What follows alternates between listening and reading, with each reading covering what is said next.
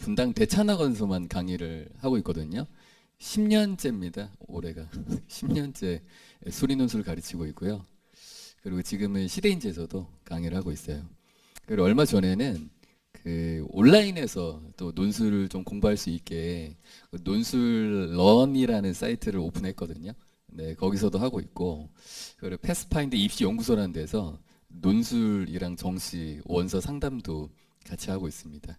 뭐 양력 소개가 되게 긴 것 같은데 저를 잘 아마 모르실 거예요. 그 아마 어머님들이 수능 강사는 되게 많이 알아도 논술 강사는 잘 모르실 때가 많아가지고 그 저에 대해서 이제 조금이나마 신뢰를 좀 주려면 뭐 정해진 식순에 따라 이제 합격 성과를 얘기하는 게 논술 강사는 제일 좋지 않나 싶어서 짧게 그 합격 성과 간단하게만 좀 말씀을 드리면 노트북이 여기 있구나. 네. 그 제가 칠판에 띄워놨거든요. 칠판에 띄워놨는데 그 제가 막 이렇게 대형 강의를 하거나 논술을 막 그렇게 운영을 하고 있지는 않아가지고 뭐 합격자 수만 따지면 뭐 저보다 더 많이 이렇게 합격을 하신 쌤들이 계실 거예요. 근데 제 나름대로는 그래도 그 제 단과반에 정규반 수강생들 있죠. 그 수강생들 수에 비하면 그래도 합격자 수나 비율은 되게 좋은 편 아닌가 그렇게 생각을 좀 하고 있습니다. 뭐 여러 가지 이유가 있겠습니다만은 그 되게 또 성실하고 부지런한 애들 있죠. 좀 이렇게 열심히 하는 애들, 수학적 습관이 좀 좋다고 하는 애들, 뭐 그런 애들이 운 좋게 또 제 수업을 좋아해줘서 그런 것도 있고, 그리고 뭐 컨텐츠나 뭐 교재가 좋아서 그런 게 있을 수도 있고. 근데 제가 생각을 해보면 이게 또 저를 이렇게 설명해서 몇 번 보신 어머님들은 제가 항상 하는 얘기인데 그 논술이 생각보다 별거 아닌 것 같지만 원서 지원이 생각보다 되게 중요해요. 그래서 저는 어떤 거 되게 많이 봤냐면 실컷 1년 동안 논술을 되게 열심히 해놓고 나중에 원서를 좀 이상하게 써가지고 그러면 이제 로또가 되는 거거든요. 네, 그렇게 되는 친구들을 많이 봤기 때문에 저는 원서 지원이 좀 되게 중요하다고 보는데 물론 저도 뭐 옛날부터 원서 지원 뭐 이런 얘기를 많이 했던 건 아닙니다. 옛날에 저도 할 때는 뭐 어머님들이 막 이렇게 요청할 때가 있거든요. 혹시 선생님은 어떻게 원서 상담을 해주실까요? 뭐 이런 식으로 막 얘기를 하면 저도 당당하게 그때는 배때기가 불러가지고 저 안 하는데 어머님 뭐 그래도 뭐 애들 들어주고 뭐 하니까 뭐 찾아주고 하니까 그때는 뭐 자신만만해가지고 안 하고 했는데 제가 어떤 한 해에 막 그렇게 하다가 생각보다 그 합격 성과가 되게 안 나온 애가 있었어요. 이 논술 강사들은 합격 성과로 다음에 먹고 살고 이래야 되는데 합격 안 되면 안 되거든요. 근데 평소보다 너무 안 돼가지고 막 아름아름 친구들 통해 가지고 알아봤더니 다들 막 좀 한다는 애들이 제가 원서 관련된 이야기를 너무 안 해서 그런지 막 너무 막 지르더라고요. 막 좀 한다고 막 지르고 또 어떤 애들은 반대로 좀 하는데 쫄아가지고 또 너무 낮은 데 쓰고 또 너무 낮은 데를 쓰면 뭐 나름대로 논술 합격하면 성공한 건데 약간 또 애들도 그러고 어머님들이 그런 심리가 있나 봐요. 뭐 예를 들면 자기가 또 좀 낮은 데 써서 단국대 이런 데 합격하잖아요. 그럼 약간 그거는 좀 약간 부끄럽다고 생각하나 봐요. 나중에 합격자 이렇게 얘기할 때 괜찮은데 자기가 만약에 그 목표가 그거였으면 단국대 돼도 괜찮은 건데 조금 부끄럽다 뭐 이렇게 생각을 하나 봐요. 얘기는 안 하더라고요. 뭐 그런 것들도 막 있어가지고 안 되겠다 싶어서 네 어느 순간부터 제가 원서 상담을 하기 시작했습니다. 물론 저는 안 하다가 하는 거니까 뭐 공부도 많이 해야 되고 그리고 또 이게 논술 원서가 논술만 안다고 또 되는 건 아니거든요. 전체적으로 돌아가는 판도 알아야 되고 또 입시도 알아야 되기 때문에 막 저도 공부하면서 유명한 또 입시 소장님들 찾아가서 막 물어보면서 저도 그렇게 한 게 한 5년 6년 정도 지금 된 것 같아요. 뭐 그러다 보니까 데이터도 많이 쌓이고 또 어떻게 해야 또 합격이 잘 되는지 왜 이렇게 입시에 민감해야 되는지 또 그런 것도 이제 알게 됐기 때문에 뭐 그렇게 해서 저 같은 경우는 그 제 수업을 들으면 보통 이제 9월에 보통 둘째 주에 원서를 쓰게 돼 있거든요. 수시 원서를. 그러니까 저 같은 경우는 8월 첫째 주 정도부터 해가지고 제 수강생들한테는 쫙 이렇게 돌아가면서 원서 상담을 하고 있습니다. 네, 5년 전부터는. 그랬더니 저 합격 성과가 잘 나오고 있는 것 같습니다. 원서 지원이 중요하다는 거. 얘기한 김에 원래는 보통 이제 저희가 막 설명회 열심히 하고 끝날 때 그 수업 광고를 할 때가 많은데 그러다 보니까 마지막에 시간이 없어가지고 제가 막 빨리 넘어갈 때가 있더라고요. 미리 그냥 광고를 하고 넘어갈게요. 관련돼 있기 때문에. 자, 그래서 제가 이제 7월 달부터 실전 커리큘럼을 개강합니다. 그 1학기 때는 강의 중심으로 진행을 했고요. 그때는 뭐 과제도 내고 이런 식으로 했었는데 이제 7월 달부터는 모의 논술 중심으로 진행을 하면서 그럼 이제 애들마다 모의 논술의 데이터가 쌓이겠죠. 그럼 점수도 나오고 애들이 뭐 확통기한은 잘 돼 있는지도 나오고 그리고 영역별로 평가 영역별로 잘하고 있는지 없는지도 쫙 나올 거기 때문에 이제 그런 데이터를 쫙 모아서 9월 달에 원서를 쓰는 것까지 책임지는 강좌 패키지처럼 네, 그런 식으로 돼 있는 강좌로 보시면 되고 이게 제가 분당대천에서는요 그 네 반을 개설을 하고 있는데 이제 두 반은 1학기 때 계속 하던 반이고 근데 제가 이제 1학기 때도 그 두 반은 정원을 좀 제한해서 진행을 했었거든요. 그때는 이제 20명씩 이렇게 제한을 해서 했었는데 그때는 그걸 마감을 하고 두 반을 운영을 했었어요.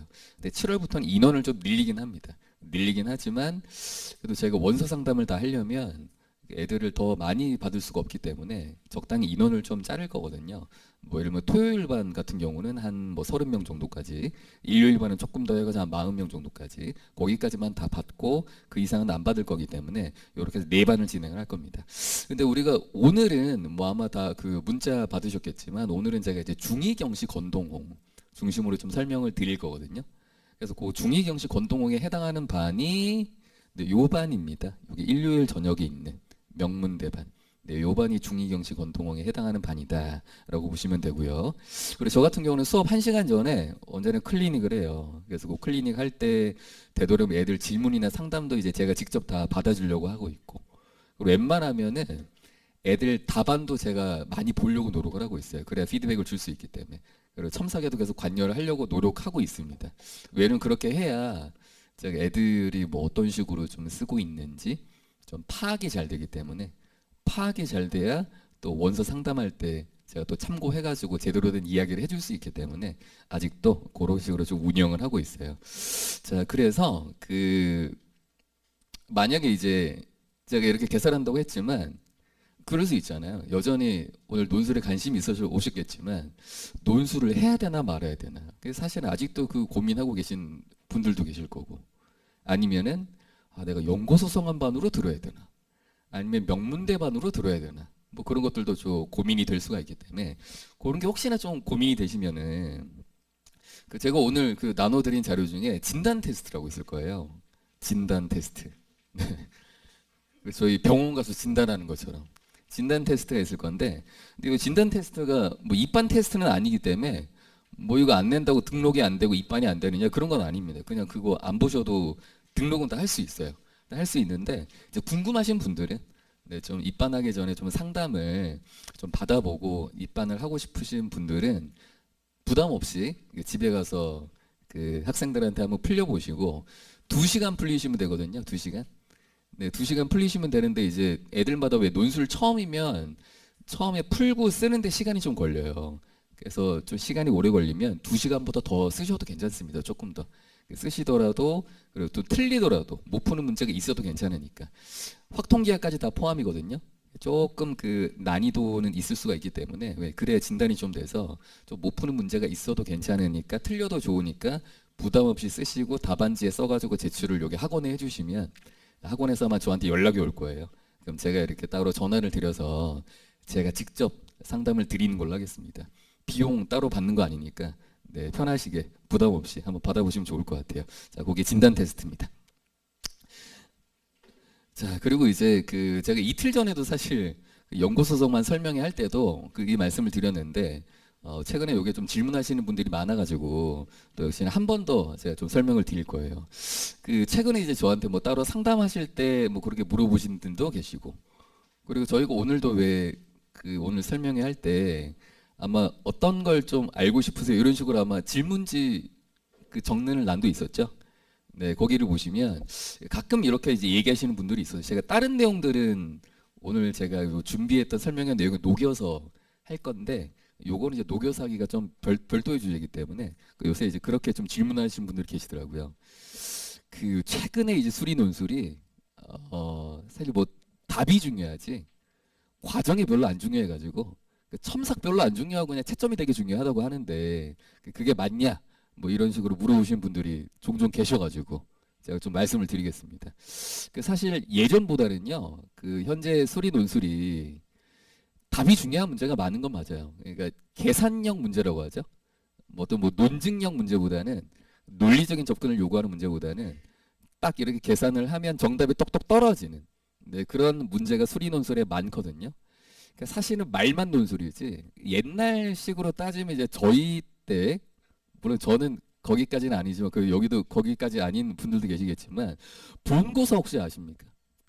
그 본고사랑 거의 비슷합니다. 사실상. 네, 그런 게 분명히 있긴 있어요. 그런 문제들도 있고 그 대학들도 어차피 정답만 좀 중요한 문제면 자기들도 좀 채점을 빨리 해야 되잖아요.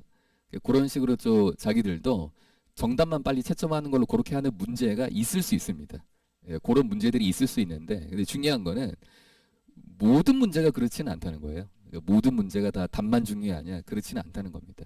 예를 들면 저도 이제 첨삭에 이렇게 같이 참여를 하다 보면 분명히 얘가 답은 맞아요. 근데 풀이를 보면 너무 엉망인 풀이들이 종종 있거든요. 막 직관적인 관찰로 그냥 수능 문제 풀듯이 아 그냥 이게 정답이야 이런 식으로 답만 때려 맞추는 그런 풀이도 있고. 근데 그런 건 논술도 감점을 해야 되거든요. 그거 그런 것까지 뽑으려고 우리 논술을 하는 게 아니기 때문에 감점을 하려면 당연히 과정을 봐야죠. 그리고 또 어떤 문제 같은 경우는 애가 답은 틀려 있어요. 근데 가만히 풀이를 보잖아요. 근데 사실상 풀이가 다 맞아요. 근데 마지막에 짜잘하게 아주 사소한 뭐 계산 실수 이런 거 할 수 있거든요. 근데 수능은 뭐 계산 실수하면 끝나는 거죠. 근데 논술은 그게 아니에요. 그렇게 하면은 중앙대 같은 대학도 채점 기준을 보면 마지막에 소소하게 계산 실수가 있을 때 보통 15점짜리면 2점에서 많아도 3점 정도만 감점하거든요. 그렇게 하려면 부분 점수를 줘야 되는데 그럼 역시나 과정을 봐야 됩니다. 역시나 그런 문제가 역시나 더 많다는 거야 아직도. 그리고 작년에 보면요. 제가 이따가 이화여대 얘기를 할 건데 이화여대가 문제가 좀 어려웠어요. 작년에. 근데 왜 어려웠냐면 애들이 싫어하는 게 있거든요. 증명하는 문제가 있습니다. 이대가 그 작년에 세 문제 중에 두 문제가 증명하는 문제를 냈어요. 그러면 애들 어려워하거든요. 근데 증명은 결론을 다 알고 있어요. 보통 뭐뭐 함을 보이시오. 뭐 이렇게 질문하거든요. 근데 결론은 다 아는데 그러면 뭘로 채점을 해야 될까요? 과정으로 채점을 해야 돼요. 근데 역시나 과정이 중요한 거죠. 그러니까 여전히 그런 것들이 많기 때문에 여전히 논술은 과정이 중요하다. 과정이 안 중요하면 대학들이 단답형으로 보면 되잖아요. 단답형 보는 대학이 있습니다. 혹시 아십니까? 그 우리 논술 보는 대학 중에 단답형으로 보는 대학? 예, 약술형인데 고중 약술형도 살짝 서술을 보거든요. 국민대 있어요. 국민대는 진짜 답만 봅니다. 그런 식으로 하면 되잖아요. 다른 대학도. 국민대처럼 하면 되는데 왜 서술 영어를 하느냐? 과정이 중요하니까.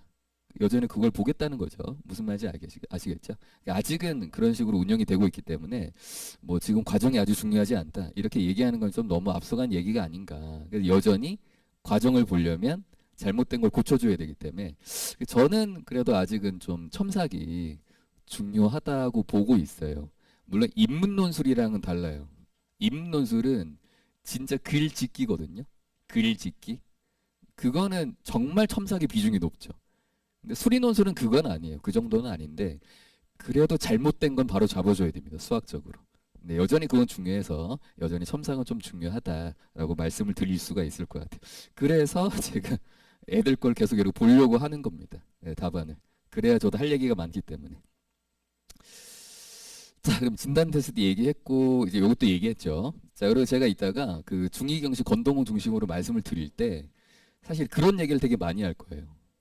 뭐 어디에 뭐 상위권들이 많이 오고 어느 학과에 어느 대학의 어느 학과에 그래서 어머님들이 지원을 어떻게 해야 되는지 뭐 이런 얘기를 좀 많이 할 거거든요. 근데 대학들이 다 다른 게 아니라 사실은 공통 베이스가 되는 지원의 기초라는 게 있어요.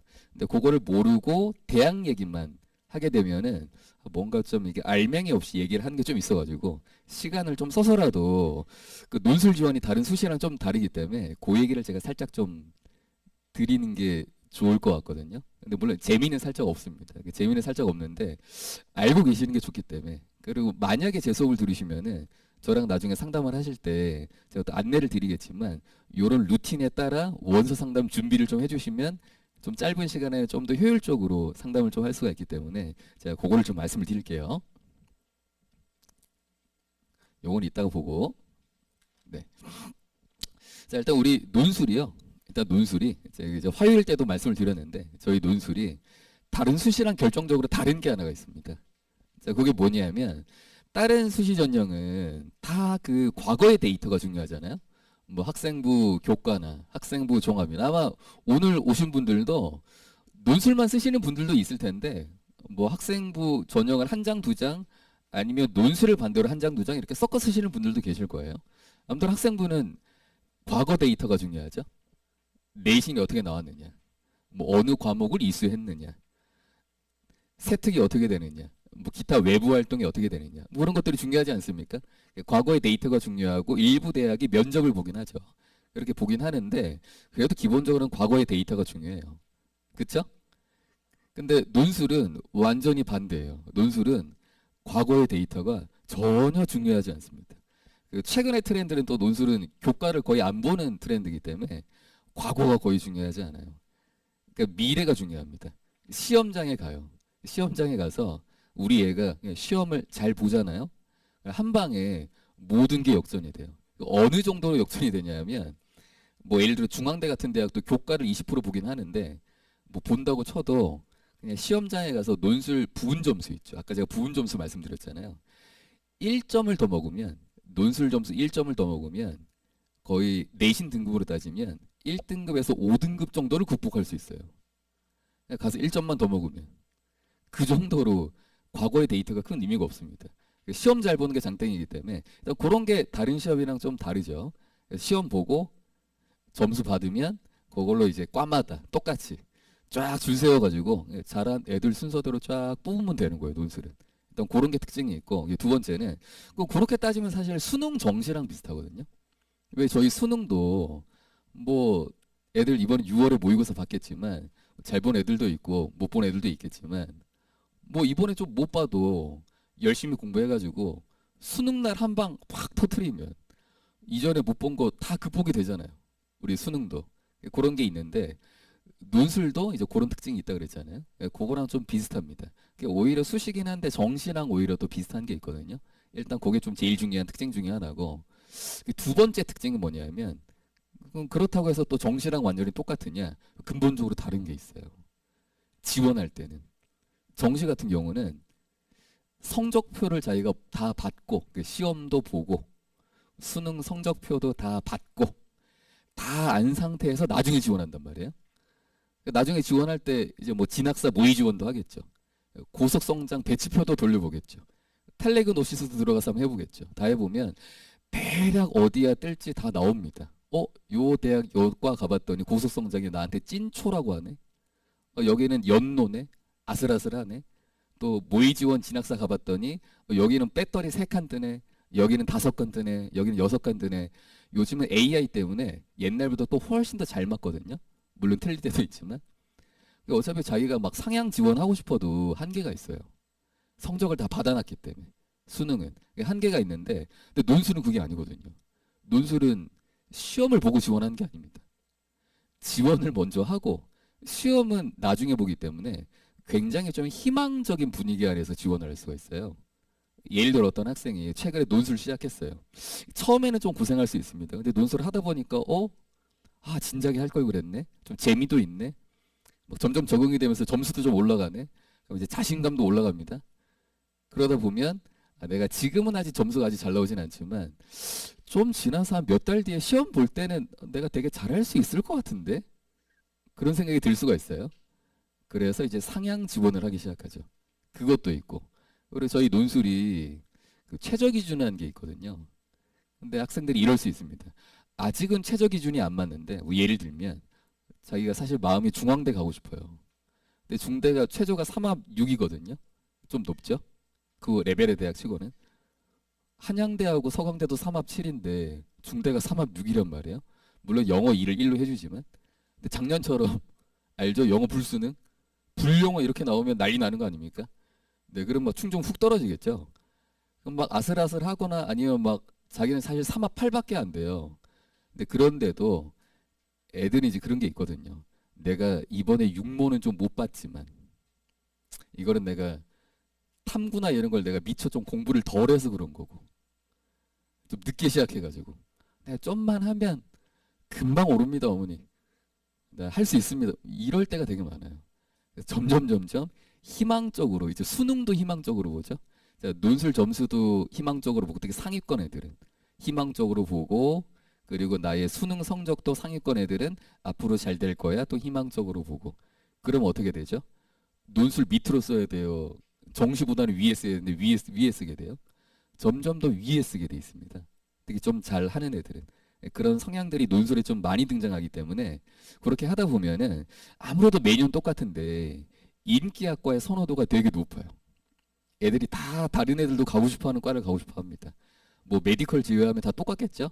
요즘은 다 반도체나 또 AI나 특히 전자를 가고 싶어 하겠죠. 저도 전자 가고 싶어요. 저도 전자 가고 싶어요. 제가 그 서울대 처음 들어갈 때 그 무슨 과로 처음에 들어갔냐면 산업공학과로 들어갔거든요. 아마 이게 대학마다 이름이 좀 다르죠. 한양대는 똑같이 산업공이고 연대도 그렇고 그리고 고대는 아마 산업경영공인가 그렇고 이런데 아마 산업자나 경영자가 들어가는 공대가 있을 거예요. 그 과인데 제가 거기를 왜 들어갔냐면 제가 물리하기 싫어가지고 그 과를 들어갔거든요. 그 과 좋습니다. 그 과를 들어가면 유일하게 공대에서 경영대 수업을 듣잖아요. 그러면 전공 점수를 줘요. 그런 공대가 없어요. 진짜 좋은데 그때 그 서울대에 20개 공대가 있었는데 그때 산업공학과 컷이 2등이었거든요. 진짜 높았습니다. 그때. 그때 꼴찌가 어딘지 아세요? 컴공이었습니다. 닷컴 버블이 터져가지고 그런 시대였어요. 그 요새 지나고 나면 제가 후회를 하는 거죠. 전자를 갔어야 됐다. 전자를 가가지고 하이닉스나 삼전을 들어갔어야 되는데 라는 생각을 요새 하고 있습니다. 네. 근데 뭐 어떻게 됐을지 모르죠. 네. 하여튼 그런 생각이 들긴 하는데 애들도 마찬가지죠.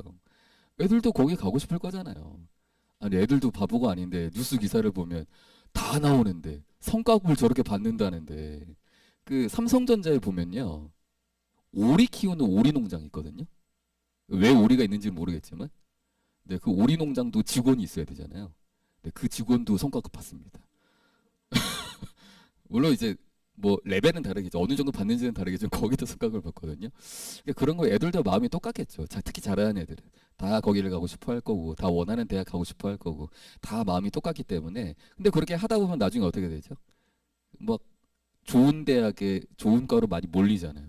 그럼 거기 경쟁률이 올라가도 나중에는 보면 경쟁률 그 최저 기준이 이런 것들을 못 맞추는 애들이 은근히 되게 많아요. 그래서 최초 경쟁률보다는 좀 거품이 많이 끼고 실질 경쟁률이 떨어질 때 되게 많고 특히 이게 영어가 좀 중요한 역할을 할 때가 많고 그런 거 할 때. 그래서 두 번째는 좋은 학과에 잘하는 애들이 많이 몰리기 때문에 논술은 대학의 차보다는 학과별로 어느 정도 레벨이 되면 학과별로 점수차가 되게 심해요. 전자냐 아니면 또 비인기 학과냐. 뭐 예를 들면 요새 애들 좀 안 좋아하는 과들 있죠. 뭐 예를 들면 과 이름에 건설자가 들어간다든지 뭐 환경자가 들어간다든지 시스템자가 들어간다든지 이런 거 들어가면은 대체로 이제 뭐 토목이나 옛날 이제 그런 것들이 도시공이나 이런 거라 보시면 되거든요. 근데 애들이 지금 토목 너 할래 그러면 누가 한다고 하겠습니까? 물론 나중에 토목은 누군가 해야 돼요. 그래서 왜 미국에서는 그런 것도 있잖아요. 미국에서는 데이터 센터 짓는 것 때문에 건설이 다시 붐이 일고 있다면서요, 거기는. 나중에 언젠가 어떻게 될지 모르거든요. 근데 어쨌든 지금은 애들이 거기를 별로 안 가고 싶어 하죠. 그래서 거기하고 전자하고 점차가 이만큼 납니다. 그런 게 되게 많이 생기기 때문에 그런 현상이 매년 똑같이 항상 논술은 생기더라. 그리고 추합률도 논술은 연대 빼면 별로 안 높아요. 그럼 다 자기가 가고 싶은 데를 가기 때문에 뭐 거기 합격했는데 뭐 딴 데 가겠습니까? 딴 데 가려면 정시는 안 되니까 논술로 다른 데로 빠져야 되거든요. 근데 논술이 시험을 다 봐야 되잖아요. 한 군데 붙고 다른 데 또 붙고 이렇게 하기가 쉽지가 않아요. 물론 저도 합격한 애들 보면은 두 군데 세 군데 붙는 애들이 있긴 있어요. 저는 옛날에 그런 애도 봤습니다. 수능 수학 2등급인데 근데 그 수능 수학은 2등급인데 막 되게 수학은 깊이 있게 파고드는 거 되게 좋아하는 애 한 명 있었거든요. 근데 걔가 연대부터 해가지고 중대까지 걔 컴퓨터 되게 좋아해서 컴퓨터 계열과를 5개를 합격했어요. 저는 처음에 애가 거짓말하는 줄 알았어요. 그래서 엄마한테 전화 걸었습니다. 애가 문자가 왔는데 이렇게 왔다. 혹시나 의심스러워서. 근데 맞더라고요. 깜짝 놀랐습니다. 그런 애 있긴 있어요. 있는데 잘 없어요. 그러니까 빠질 데가 없으니까 추합도 많이 돌지 않습니다. 근데 그게 논술 전형의 특징이거든요. 그러니까 뭐 작년에 모집 인원이 어떻게 되고 모집 인원이 어떻게 바뀌었느냐, 또 경쟁률이 어떻게 되느냐, 추합률이 어떻게 되느냐 이런 것들이 본질적으로는 다른 전형에 비하면 크게 중요함을 가지고 있지 않은 전형이다. 뭐가 제일 중요하냐? 뭐가 제일 중요할 것 같습니까? 내가 합격하는 데는 물론 뭐 그 합격 가능성 생각 안 하면 그냥 지르시면 돼요. 그냥 뭐 애들 뭐 특히 그 아들내미들 있죠. 아들내미들 엄마랑 뭐 한판 할 때 뭐 이러잖아요. 엄마 나는 정시라니까 정시. 근데 그 엄마들한테만 그런 게 아니라 학교 담임쌤한테도 그렇게 얘기해요. 쌤 저는 정시라니까요. 그럼 너 어디 갈 건데? 서성안이요. 그래? 그 담임쌤 당황합니다. 그래? 엄마한테도 그렇게 얘기하고. 난 정시가 좀 더 오를 거야. 논술은 그냥 뭐 쓰더라도 논술은 내가 쓰고 싶은데 쓸래. 이러면 편하죠. 고민할 필요가 없어요. 쓰고 싶은데 쓰면 됩니다. 그러니까 거품이 많은 거예요. 그리고 끝나고 나면 로또라고 얘기하는 겁니다. 그런 건데, 근데 이제 우리 합격 가능성을 생각하면 논술 원서 쓰는 게 어렵거든요. 그럴 때는 본질적으로 뭐가 중요하냐? 내가 지원하고자 하는 학과가 있으면 그 학과에 나와 비슷하거나 나보다 잘하는 수학 상위권 또는 수리논술 상위권 애들이 얼마나 오느냐. 그러니까 모집 인원 대비 얼마나 오느냐. 그 밀도가 되게 중요한 겁니다. 그러니까 그걸 판단하는 게 예측하는 게 되게 중요하거든요. 본질적으로 그게 중요하기 때문에 그래서 이거는 제가 이제 예시로 보여드리려고 아까 제가 그 합격 점수차가 되게 많이 난다 그랬잖아요. 그 경희대가 2026학년도에는 문제가 좀 쉬웠어요. 작년에는. 너무 쉬운 거는 지금 의미가 없고 그 2025 때 찍으셔도 괜찮습니다. 그 2025 때 결과를 보시면 확실히 이 밑에 거 먼저 볼까요? 요새 건축이 좀 인기가 없거든요. 뭐 건축이나 생명과학 쪽이 예전만큼 인기가 없어요.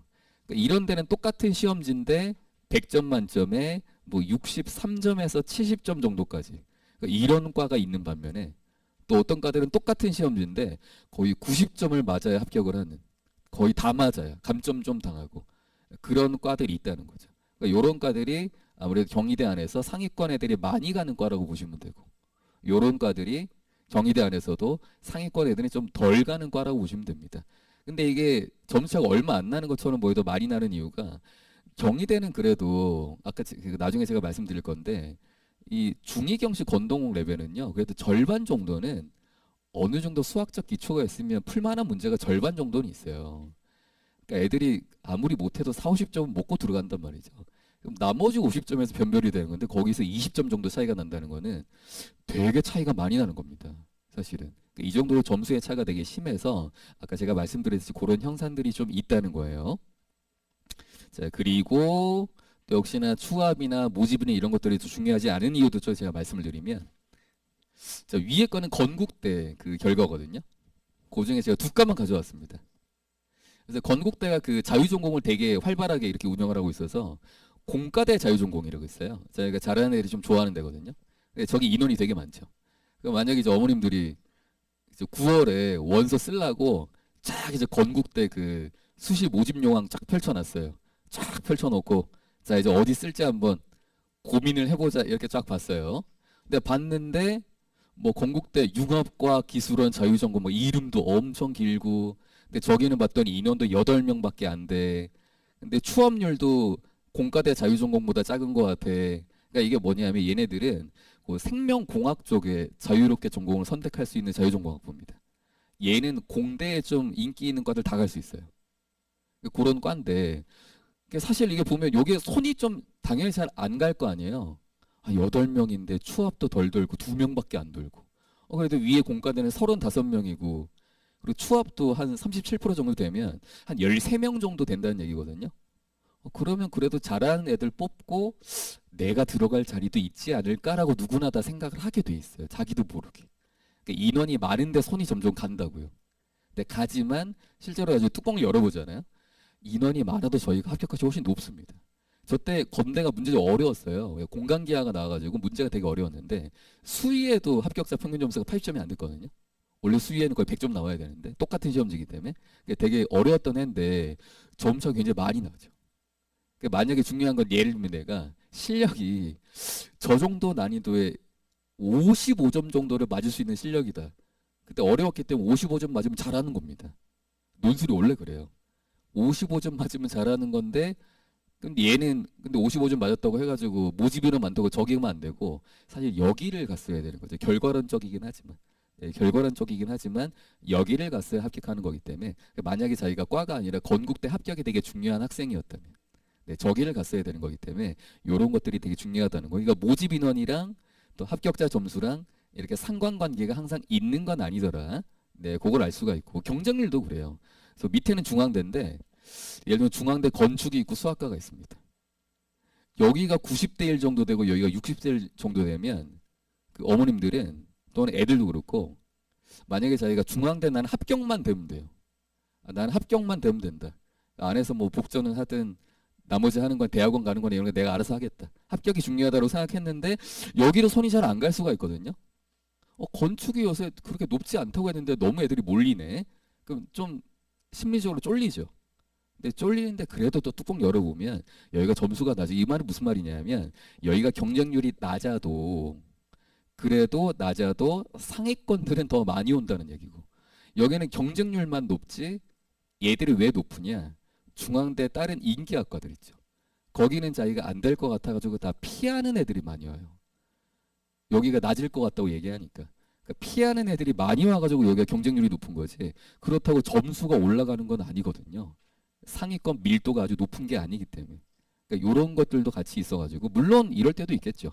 경쟁률이 높은데 그 이유가 상위권들이 많이 와가지고 경쟁률이 높다. 그거 위험한 거죠. 그럼 그런 것들은 대체로 점수가 아주 높습니다. 그렇게 될 수도 있지만 그게 아닌 현상일 때에는 또 이 점수라는 것도 반대가 나올 때가 있기 때문에 언제나 이런 것들이 우리가 생각하는 상식처럼 그렇게 작동되는 게 아니더라. 논술전이 굉장히 특이하다는 겁니다. 본질적인 이유를 항상 캐치를 하셔야 되는데 나중에 이제 논술 원서를 쓰실 때에는 결국 뭐가 중요하냐면 뭐 모집 인원이나 아니면 뭐 경쟁률이나 시험 일정이나 추합률이나 여러 가지 외부 변수가 있겠죠. 그런 것들을 종합적으로 고려를 하되 본질적으로는 모집 단위에서 수학 상위권들이 얼마나 올지 예측하는 게 되게 중요한 거고. 근데 그걸 어머님들이 좀 보시려면 학과마다 그 대학마다 발표하는 통계 자료가 있거든요. 학과마다 합격자 평균 점수가 다른 과에 비해서 이 과가 얼마나 높은지, 얼마나 낮은지 순서가 중요합니다. 과마다. 그런 것들을 추세를 쫙 보시면은 아마 대략 파악이 가능하실 거예요. 그래서 그걸 보시고 중요한 건 내가 거기를 뚫을 수 있는지. 잘하는 학생이면 전자 한번 도전해도 되죠. 그리고 제가 이렇게 얘기하면은 상향을 하지 말라 이런 얘기로 들릴 수 있는데 그런 얘기가 아니에요. 상향을 할 건 하셔도 됩니다. 근데 상향을 하더라도 다 상향할 건 아니잖아요. 2장, 3장은 적정 안정을 써야 되잖아요. 나머지는 상향하는 거고. 그리고 제가 항상 상담하면 느끼는 게 뭐냐면 상향을 하시더라도 어머님들이 마지막에 항상 뭐 물어보는지 아세요? 근데 상향은 하는데 가능성이 있을까요? 상향을 하시면서도 항상 가능성을 물어봐요. 그게 모든 사람의 심리예요. 그게 모든 사람의 심리이기 때문에 가능성을 생각을 한다면 역시나 내가 거기를 커트라인을 뚫을 수 있을지 없을지 거기에 대한 판단이 되게 중요한데 쉽진 않겠죠. 왜냐면 이게 평가원이 없으니까. 평가원이 있으면 딱 모의고사 딱 보고 내 100분위 석차 딱 보고 등급 딱 보고 어느 대학 어느 과 정도 배치표 딱 보면서 이렇게 하면 쉬운데 논술이 그게 없잖아요. 시험도 뭐 대학별로 따로 보지. 이런 게 있다 보니까 저게 쉽지는 않지만 아무튼 저 같은 사람들의 도움으로 최대한 찾아볼 수가 있다. 그래서 이제 나중에 뭐 저한테 꼭 안 하시더라도 논술 원서를 쓰실 때에는 9월에 쓰실 때에는 이런 순서에 맞춰가지고 써보시면 좋아요. 자, 일단 첫 번째는 대체로 이제 정시를 베이스에 두고 특히 이 지역 친구들은 논술을 하는 친구들이 많을 거기 때문에 일단은 자기 모의고사 성적의 추세를 좀 보시면서 내가 정시를 어디로 갈 수 있는지 그걸 먼저 한번 대략 찾아보시는 게 좋습니다. 요즘은 이런 시스템들이 되게 잘 돼 있어가지고 고속 성장 많이 쓰시고 아니면 뭐 메가스터디나 진학사나 텔레그노시스 이런 것들 이용을 해보시면 되기 때문에 뭐 제일 편하게 하실 거면 고속 성장 쓰시면 돼요. 그리고 주변에 고속 성장 쓰시는 분이 있으면 사실은 공유를 해도 됩니다. 비밀번호로. 이번에 6월 달 끝나고 아마 가채점은 분석표 나와 있을 거예요. 네, 그런 것들을 한번 보시면 좋아요. 주의할 점은 네, 평가원께 제일 중요합니다. 아시겠죠? 교육청에는 재수생 애들이 들어와요, 안 들어와요? 재수생 없는 수능 성적 의미 있어요, 없어요? 없어요. 그러니까 평가원께 중요합니다. 근데 평가원과 하는데 우리가 원서 고민은 8월부터 해야 되잖아요. 근데 그때는 구모를 안 받잖아요. 올해 9월 2일 날 보는데. 육모 하나밖에 없죠. 그러니까 종합적으로 좀 보시려면 교육청 걸 같이 보긴 하는데 그래도 중요한 거는 평가원 모의고사다. 잘 받든 못 받든 간에. 아시겠죠? 일단 그걸 기준으로 삼으셔야 됩니다. 그리고 사실은 9월 달까지 보는 게 좋아요. 왜냐면 육모는 재수생이 절반밖에 안 들어와요. 구모 때 다 들어온 겁니다. 네, 그래서 구모 때까지 보고 추세를 보고 하는 게 좋고, 왜냐면 애들도 저 상담해 보면 야 성적표 내야 되라고 하면 계속 안 내려고 하는 애들 있거든요. 그래서 집에 엄마한테 육모 성적표 잃어버렸다고 그러 잃어버렸다고. 그래가지고 계속 막 상담을 차일피일 미루다가 나중에 엄마가 답답해가지고 어디서 쓰레기통에서 이렇게 성적표 찾아가지고 하시는 분도 있고 아니면 학교 찾아가시는 분도 있어요. 찾아가서 담임쌤한테 이렇게 따로 인쇄해서 달라고 그런 분도 계시고 뭐 그런 분도 계십니다. 네, 그렇게 되면 좀 그러니까요. 그리고 애들이 나중에 되면 그래서 육모는 잃어버렸으니까 자기 잘 본 거 있죠. 5월 달이나 7월 달 교육청 그거를 쓱 내밀 때가 있는데 그거 안 돼요. 그거는 참고는 하더라도 그거 재수생 없잖아요. 네, 그걸로 안 됩니다. 전체적인 추세를 보셔야 되고 자 그리고 그걸로 이제 또 하나 일단은 그 정시 라인 보통 그 라인부터 해서 위로 쓸 때가 많으니까 일단 그 안에서 1차로 추려 놓으시고 이제 두 번째는 또 자기가 최저 기준이 충족이 될 수 있는 최저 기준을 맞출 수 있는 또 그런 대학들을 2차로 또 싹 필터링을 또 추려야 되겠죠. 그리고 추려 놓으면 대학들이 쫙 나올 거예요. 그 중에 좀 희망하는 대학이나 학과들 요렇게 이제 좀 위시리스트 초안을 만들어 보시면 그게 만약에 자기 6논이다. 6장을 써야 된다. 다 논술이다. 이 지역은 6장 쓰는 친구들 되게 많습니다. 6장을 써야 되면 보통 2배수 정도. 한 12장에서 많으면 15장 정도. 그 정도를 일단 위시리스트를 여기 짜 놓으시는 게 좋아요. 6장만 딱 해놓는 게 아니라 네, 일단 12장 정도, 15 정도를 넉넉하게 짜 놓습니다. 자, 이렇게 후보를 짜 놓은 다음에 이 나중에 이제 최종 결정을 하실 때 여러 가지를 고민을 하는 건데, 근데 물론 예외적 케이스가 있죠. 제가 연고소상한 반에서는 이런 얘기는 안 하는데, 그 명문대반에 이런 친구들 많기 때문에 예외적으로 애가 수학은 잘해요. 근데 막 국어가 뭐 5고, 막 영어가 3이고, 막 탐구가 막 3, 4, 4, 5, 막 이렇게 이런 친구도 있을 수 있잖아요. 그렇죠? 만약 이런 친구가 있다고 쳐보면, 그럼 이 친구는 여기 정시 적정 라인을 내가 찾았는데. 그럼 이 친구는 다 약술력만 써야 돼요. 정시 적정 라인 찾으면 자기가 모르는 대학만 이름이 나올 거거든요. 태어나서 처음 들어보는 아마 대학들의 막 이름이 나올 겁니다. 그러면 어느 라인을 내가 해가지고 논술을 써야 되느냐? 그럼 나는 약술력밖에 안 되겠네. 근데 이건 아니거든요. 그러니까 만약에 수학이 어느 정도 되면은 꼭 약술력까지 갈 필요가 없어요. 그럼 이제 전략을 이렇게 해야 되는 거죠. 최저를 어디까지 할지 이 친구는 그럼 논술로 끝장을 봐야 되기 때문에 최저를 어디까지 할지 그것만 목표를 잡고 네 그래서 최저 기준이 중요한 거고 그 안에서 어디까지 쓸지는 논술 점수 실력만 보는 겁니다. 네 그런 예외적인 케이스가 있을 수 있어요. 네 그런 예외적 케이스가 있지만 정시의 베이스에 두면 대체로 이런 순서를 한다는 거죠. 자 그리고 나서 이제 이렇게 초안을 짜놓으면 그 안에서 내가 수리논술 얼마나 했는지 또 앞으로 얼마나 할 건지 또 확통기한은 어떻게 할 건지 우리 중2경시 권동공도 확통기한 많이 나옵니다. 오히려 연구소상보다 더 많이 나오는 대학도 있어요. 그러니까 확통기 어떻게 할지, 또 내 모의고술 점수나 석차는 어떻게 되는지, 나는 도형을 잘 푸는지, 미적분 스킬은 좋은지, 증명은 잘하는지, 네 그리고 상황 분류나 케이스 분류나 추론은 잘하는지 되게 다 종합적으로 따져가지고 어느 대학에 맞을지를 결정을 해야 되고 그리고 되게 어려운 문제 만났을 때 멘탈 털리는 스타일이 있고 잘 하는데 어느 정도 좀 풀만한 문제를 풀 때 실수 없이 점수를 획득 잘하는 친구들이 있어요.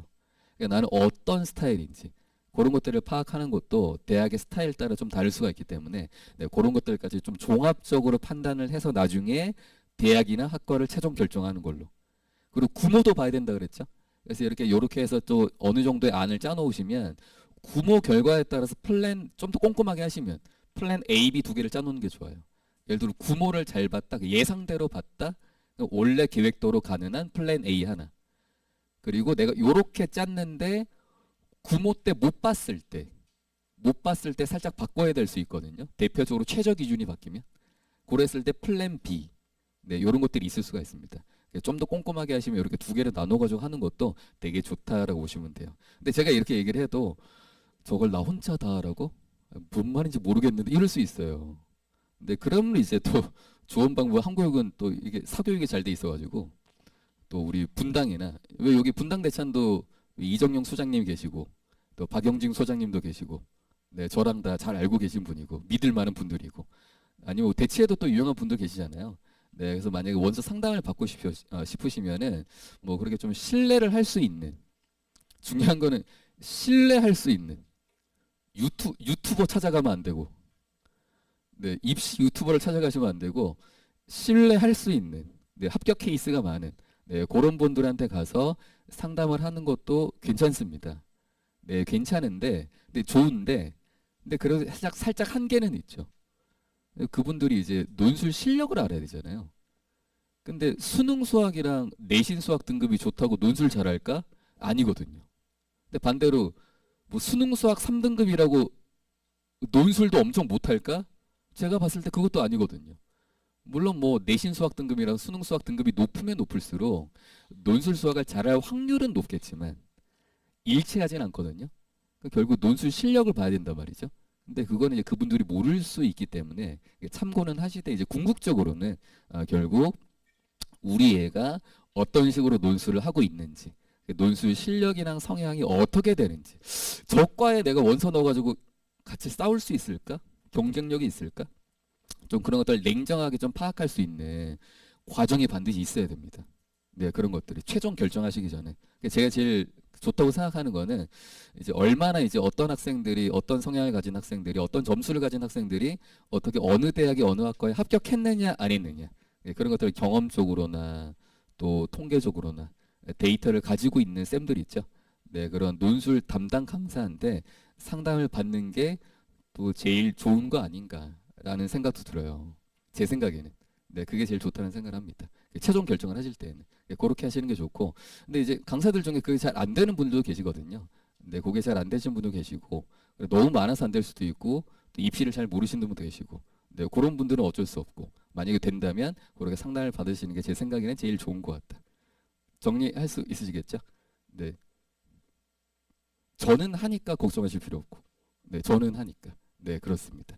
자, 요게 이제 지원에 관련된 이야기였습니다. 자, 여기까지 좀 재미없는 얘기를 이제 다 마무리 짓고요. 아무튼 되게 중요한 얘기긴 한데 재미는 좀 없어요. 그래서 우리가 오늘 해야 되는 이야기, 네, 이제 학교에 대한 얘기를 좀 해보도록 하겠습니다. 자, 제가 화요일 날 할 때는 그때는 막 약학 계열도 하고 메디컬도 살짝 다루고 했는데 오늘은 우리가 중이경식 건동학에 좀 집중을 하는 거기 때문에 네, 주요 대학 재연 계열에 일단 변경 사항만 살짝 보고 넘어가도록 하겠습니다. 크게 바뀐 건 없는데 오늘 다루는 대학 중에서는 홍익대하고 중앙대 두 개 정도만 변경 사항 얘기하면 될 것 같아요. 자, 원래 홍익대가 그 작년까지는 최저 기준이 3화 8이었어요. 3화 8. 근데 홍대치고 홍대보다 더 높은 대학도 경희대, 건대 이런 데 다 2화 5인데 2합 5에서 3합 8이 되잖아요. 그러면 어떻게 보면은 뭐 비슷한 거 아닌가? 라고 생각도 할 수 있지만 저 레벨의 친구들한테는 저게 되게 힘든 친구들이 많아요. 그러니까 두 과목을 뺄 수 있을 때하고 한 과목을 더 넣는데 그게 3등급 이상이 나와야 되는 이 압박이 있을 때하고 굉장히 많이 다르거든요. 3합 8이 생각보다 되게 빡셉니다. 저 레벨에 있는 친구들한테는. 근데 그 3합 8을 자기네들도 이게 좀 세다고 생각을 했나 봐요. 우리가 3합 8까지 하는 건 좀 그렇다. 그래서 올해부터 2합으로 바꿨습니다. 이거는 좀 좋은 거라고 보시면 돼요. 왜 제가 좋다고 얘기하냐면 제가 매년 보면은 제가 홍익대를 애들한테 추천을 많이 하기 때문에 명문대발에서 원래 홍익대 합격자가 꽤 많이 나와요. 근데 작년에 예전보다 덜 나왔거든요. 왜 덜 나왔는지를 보면 작년에 영어가 불순응이었잖아요. 3합 8할 때 영어 이렇게 2등급이나 1등급 하나 뜨는 게 되게 중요한데 작년에 영어가 어려우니까 애들이 3합 8을 못 맞춘 애들이 너무 많습니다. 그 명문대 애들 중에. 생각보다 합격이 많이 안 나왔어요. 근데 올해 2합 5가 되면 옛날보다 좀 그래도 괜찮아지지 않을까 하는 생각이 듭니다. 저는 잘 바꾼 것 같고 물론 이게 최저 기준이 약해지면은 그걸 만족하는 애들은 늘어날 거고 그러면 그 우리가 실질 경쟁률이라고 얘기하죠. 그건 올라가겠지만 괜찮아요. 제가 괜찮은 이유는 이따가 말씀을 드리도록 하겠습니다.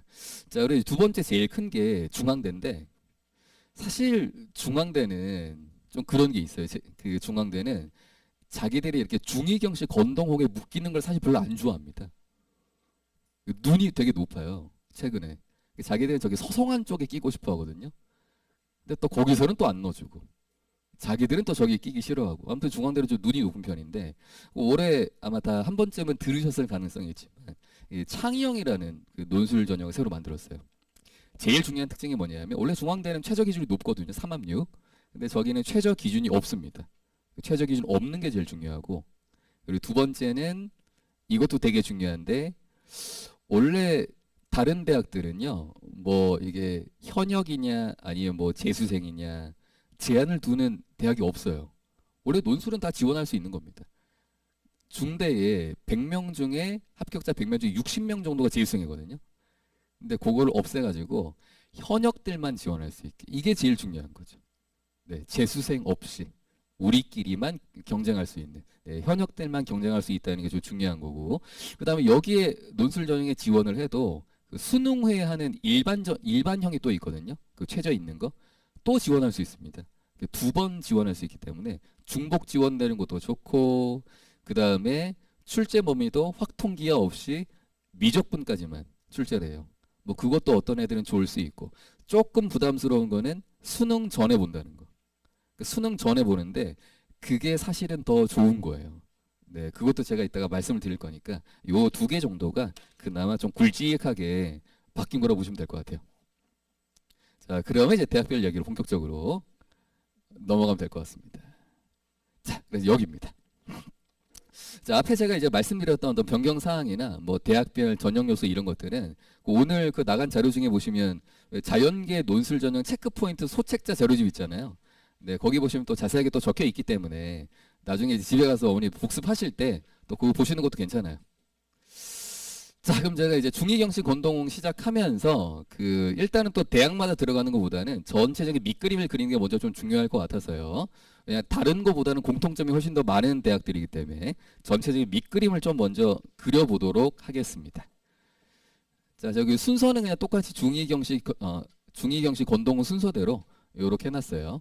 고사 일정을 보시면 자, 중앙대 창의형하고 그 다음에 시립대 하나 보이시죠? 그 다음 홍익대 요 세 개의 대학이 수능 전에 시험을 봅니다. 네, 그리고 홍익대하고 시립대가 같은 날 시험 보는 게 되게 중요하다는 걸 잊으시면 안 돼요. 자, 그리고 두 번째 수능 직후에 시험을 보는 대학이 건국대 토요일 그 다음에 경희대하고 동국대가 22일 일요일 같은 날 오전에 시험 보고 이것도 되게 중요한 거예요. 그 다음에 일주일 뒤에 이화여대가 시험을 봅니다.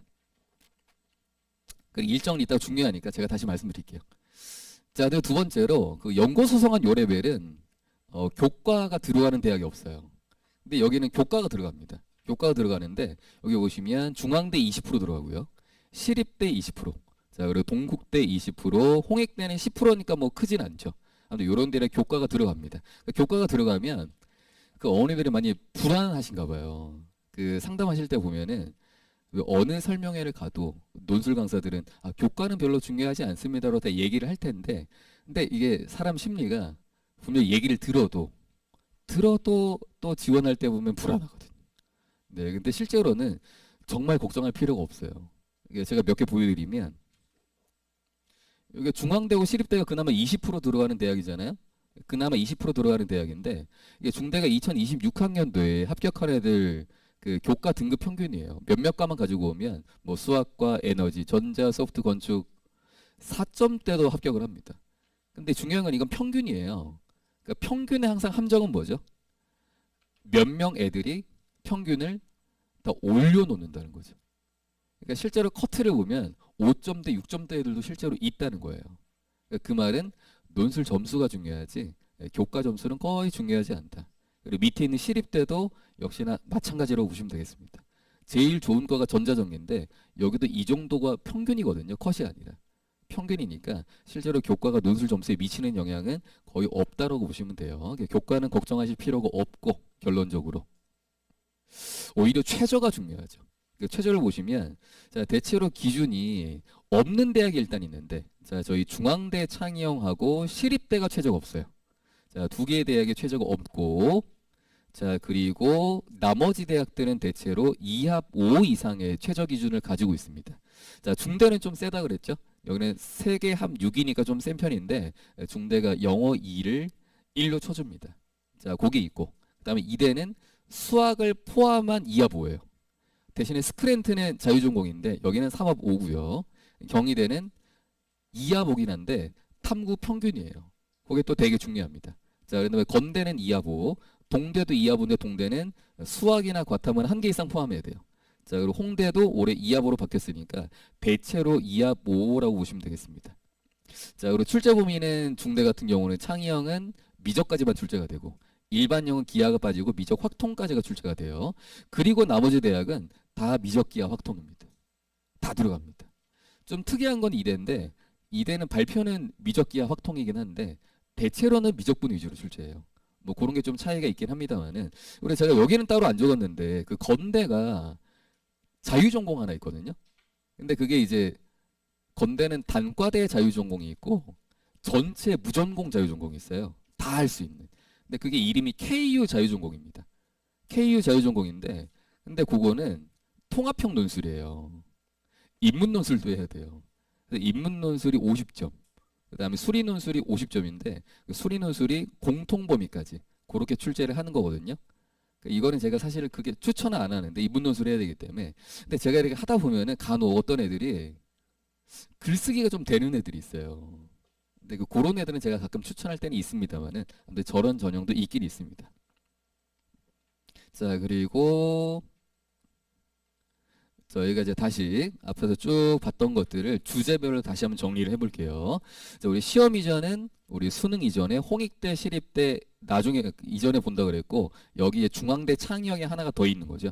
네, 중앙대 창의형. 홍익대, 시립대가 같은 날에 본다는 거 중요하다 그랬어요. 그리고 여기 중앙대 창의형이 있습니다. 그 수능 직후에 건국대, 동국대, 경희대 본다 그랬어요. 동국대, 경희대 같은 날 보는 거 중요하다 그랬습니다. 그 수능 일주일에 중앙 이화가 일주일에 시험을 봅니다. 토요일, 일요일. 자, 그리고 최저 기준은 대체로 2하부 이상이고 사탐이 다 가능합니다. 자, 대신에 중요한 건 추가 조건이 뭐가 붙느냐 거기에 따라 얼마나 충족하느냐가 많이 달라져요. 대표가 이제 경희대 탐구 평균. 별거 아닌 것 같잖아요. 그러니까 국수형으로 해도 되거든요. 그 중에. 근데 어떤 애들은 탐구를 넣어야 된단 말이죠. 근데 넣어야 되는 애들이 있는데 이게 탐구 평균이 되는 순간 생각보다 충족률이 많이 깎여요. 그래서 경희대 정도 레벨이 된 대학이 이하 뭔데 예를 들어 분당 지역 애들은 이하 뭐 이러면 아, 그 정도야 내가 다 맞추지 이렇게 생각을 할 텐데도 나중에 보시면 경희대가 전체 다 짰을 때 지원자 중에 한 30% 조금 넘는 그러니까 100명 중에 한 뭐 35명 그 정도밖에 최저를 못 맞춰요. 되게 많이 떨어져 나갑니다. 그러니까 경희대 실질 경쟁률이 막 10대 1 이런 데도 간혹 있어요. 되게 신기하게. 네, 그런 일들이 벌어질 수가 있고 그리고 뭐 수학을 꼭 넣어야 되느냐 그 과탐을 꼭 넣어야 되느냐 이런 추가적인 조건에 따라 충족률이 왔다 갔다 합니다. 네, 그런 것들을 좀 유심히 보는 게 좋아요. 자, 그리고 출제 범위는 아까 우리 정리했듯이 대체로 다 전범인데 중앙대 창의형만 미적분 그리고 일반형은 미적 확통, 이화여대는 미적분 위주, KU 자유전공 공통, 교과 반영은 영향 없는 걸로 이렇게 정리하면 되겠죠. 그 다음에 또 중요한데, 자 저희가 난이도가 이게 사실은 중2 경신 권동학이 제일 중요한 거예요. 그 문제가 마냥 쉽다라고 볼 수는 없어요. 문제를 풀었는데 쉽다 이건 아닙니다. 근데 확실히 애들이 풀어보면 알아요. 연고소상한 레벨의 문제하고 이 중2 경시 권동학 레벨의 문제를 애들이 딱 풀어보잖아요. 그럼 애들이 바로 하는 얘기가 풀만한데라는 얘기를 되게 많이 합니다. 쉬운 건 아닌데 쉽다는 얘기가 아니라 연고소상한 좀 낯선 문제가 많거든요. 근데 이쪽으로 오게 되면 비슷한 것 같아도 그냥 좀 익숙하고 뭐 내신 때 봤던 것 같고 뭔가 좀 자기가 풀어볼 만한 그리고 너무 막 참신한 발상이 쓰이지도 않는 좀 정직한 그런 문제들이 여기 좀 많기 때문에 확실히 연고소상안에 비하면 풀만한 문제가 좀 많아요. 물론 시립대가 최저가 없어가지고 그 시립대는 전통적으로 조금 어렵긴 한데 시립대를 좀 빼면은 나머지 대학들은 풀만한 문제가 되게 많다는 게 사실 되게 중요합니다. 거기 일단 난이도적인 적인 첫 번째고 이 두 번째는 뭐냐면 이게 요 대학들이 겹치는 문제도 되게 많거든요. 그러니까 요 대학들이 항상 거의 문제의 절반 이상이 뭐냐면 도형 내고 그 도형에 미적분이 결합된 형태, 계산 문제가 결합이 돼요. 그러니까 그런 문제가 되게 많아요. 근데 이거는 연고소송안도 마찬가지거든요. 근데 거기는 비슷한 게 나와도 나올 수 있는 유형이나 소재나 발상이 좀 다양해요. 거기는. 그러니까 거기는 낼 수 있는 문제풀이 이만큼이면 여기 중이경시 공동으로 낼 수 있는 문제풀이 내왔던 문제풀이 요 정도입니다. 그러니까 문제풀이 이 정도 되는 거하고 요 정도 되는 거하고 아, 어떤 문제가 나오겠구나 우리가 예측할 수 있는 수준이 다르잖아요. 그러니까 뭔가 여기는 여기에 타겟을 맞춰가지고 열심히 연습을 하면은 시험장에 가서 거의 좀 비슷한 문제를 볼 가능성이 되게 높다는 거예요. 연고소송안도 그럴 수 있지만 거기에는 확률이 좀 떨어지고 거기에는 근본적인 노력을 좀 많이 해야 되고 여기는 확실히 비슷한 문제가 되게 많기 때문에 예측이 굉장히 잘 되는 편이에요. 그러니까 할만하다고 하는 거죠. 그 다음에 이제 미적 말고 확통계하는 의외로 출제 비중이 되게 높습니다. 낮을 것 같은데 오히려 연고소송안보다 더 높을 때도 되게 많아요. 그러니까 생각보다 비중이 되게 높고 근데 난이도가 그렇게 어렵진 않아요. 이게 중요해요. 예를 들면 경희대 같은 경우도 확통기가 되게 많이 되거든요. 근데 실제로 경희대 문제를 풀어보면 애들이 좀 그래도 논술 반에서 수업했던 애들은 뭐 애들이 시험장에 놀랄 때가 있대요. 이렇게 내도 되나? 변별력이 안 생길 텐데. 근데 그거는 자기는 그 공부를 했기 때문에 그런 거고 안 한 애들은 그것도 틀립니다. 그런 문제가 되게 많아요. 그러니까 최소한으로 했느냐 안 했느냐. 야, 너 우리 대학에 확통기가 우리 출제할 건데 너 조금은 공부하고 온 거 맞지? 너 개념은 그래도 보고 온 거 맞지? 요 정도 물어보는 문제도 있는데 아예 안 하고 가는 애들도 있거든요. 네, 그런 애들은 틀리게 그런 문제가 많기 때문에 최소한으로 공부하고 할 수 있는 학습 전략이 좀 되게 중요한 그런 문제들을 주로 출제한다라고 보시면 되겠죠. 그래서 우리가 좀 결론을 내보면 확실히 그 저도 이제 해보면 그런 게 있어요. 그 연고소송한 레벨은 말이죠. 그 연고소송한 요쪽은 이게 뭐 예를 들면 그뭐 2등급 후반부 친구나 아니면 아슬아슬하게 왜 좀 실수해서 3등급 초반 그 2에 가까운 3등급 애들 있죠. 그런 친구들. 그런 친구들이 막 열심히 막 노력을 했을 때 물론 연고소송한 서성안에 특히 합격하는 친구도 있을 수는 있는데 많지는 않거든요.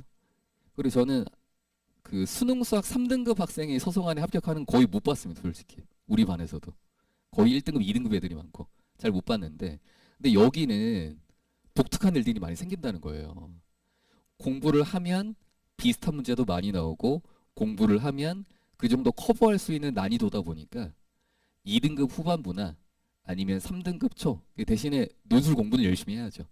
어느 정도 성실하고 좀 부지런한 애들 있죠. 네, 그런 애들이 연고소송안에 비하면 합격을 그래도 많이 하는 편이더라. 종종 하는 편이더라. 요 대학 라인이 그렇다는 겁니다. 열심히 좀 하는 친구들 어떻게 보면은 제가 봤을 때는 수학 기초가 좀 있고 정시로 하는 것보다 이게 더 좀 더 확률이 높은 애들도 종종 보여요. 네, 그 정도. 왜 그러냐면 되게 잘하는 애들은 다 저기 서성한 이상으로 가고 싶어 해서 그런 겁니다. 아까 제가 논술 지원 성향을 말씀을 드렸잖아요. 그러니까 여기가 좀 애들이 비어 있거든요, 논술이. 네, 그래서 그런 경향이 있더라. 그러니까 안 믿으실까봐 제가 몇 가지 사례를 가지고 왔는데, 근데 여기 이땡고에 225일 거예요. 이 친구 홍대 기계 시스템 합격했거든요. 근데 등급을 밑에 보시면 알겠지만 이게 이름 못 들어본 대학에 가야 돼요.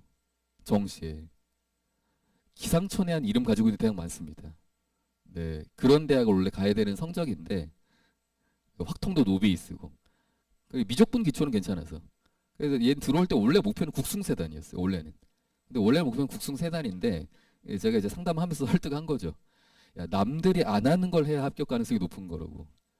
남들이 안 하는 걸 해야 역전 가능성이 높은 거다.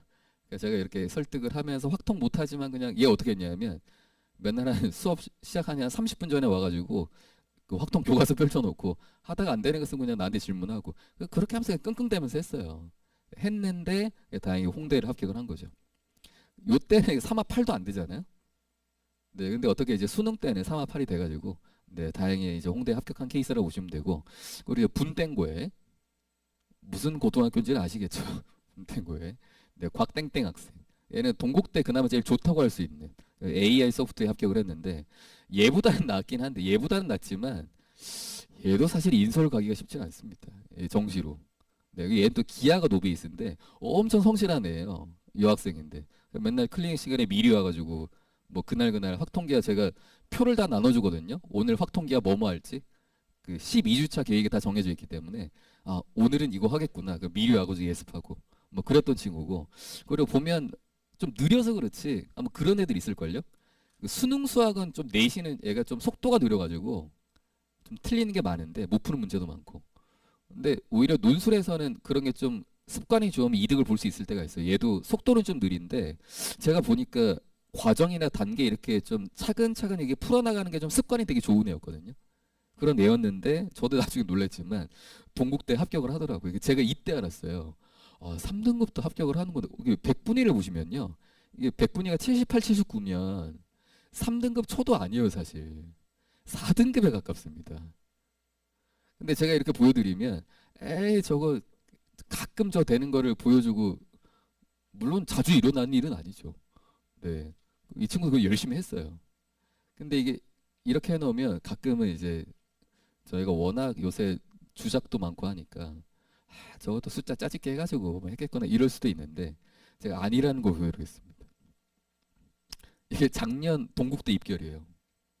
그 자연계 논술. 여기 보이시나요? 최종 합격자의 수능 등급 분포인데 놀란 건 뭔지 4등급도 있습니다, 어머니들. 수능 수학 4등급이 동국대 수리논술 합격을 해요. 어마어마한 거 아닌가요? 저는 그나마 3등급까지 얘기했는데 전체 합격자 중에 지금 3, 4가 30%입니다. 신기하지 않나요? 물론 그냥 된 건 아니겠지. 이 친구들 확통기하도 열심히 하고 동국대 확통기하 많이 나오기 때문에 노력을 했겠죠. 그 노력을 하니까 있다는 거예요. 이게 제가 거짓말 하는 거 아니죠?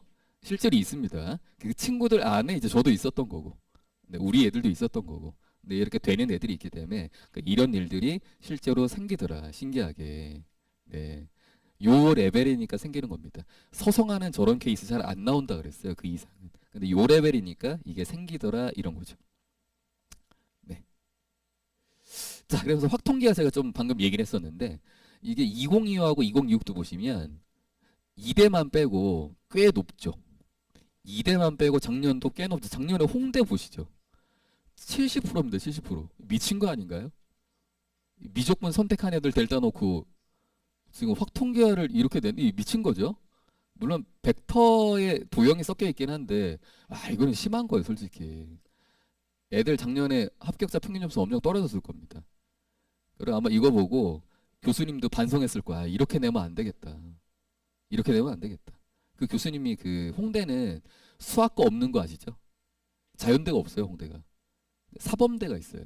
그래서 거기 수학 교육과 교수님이 출제하시거든요. 제가 압니다. 한 다리 건너가지고. 특이하신 분이에요. 그 문제를 좀 어렵게 만드시는 분이에요. 약간 천재과거든요. MIT 나오셔가지고 지하철 타고 가시면서 문제를 만드시는 분이에요. 근데 나중에 수습이 잘 안 돼요. 문제는 되게 좋은데 수습이 잘 안 됩니다.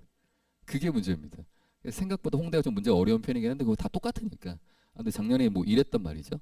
그래서 제 생각은 그럼 이제 이런 결과면 이거 둘 중에 하나 아니겠어요?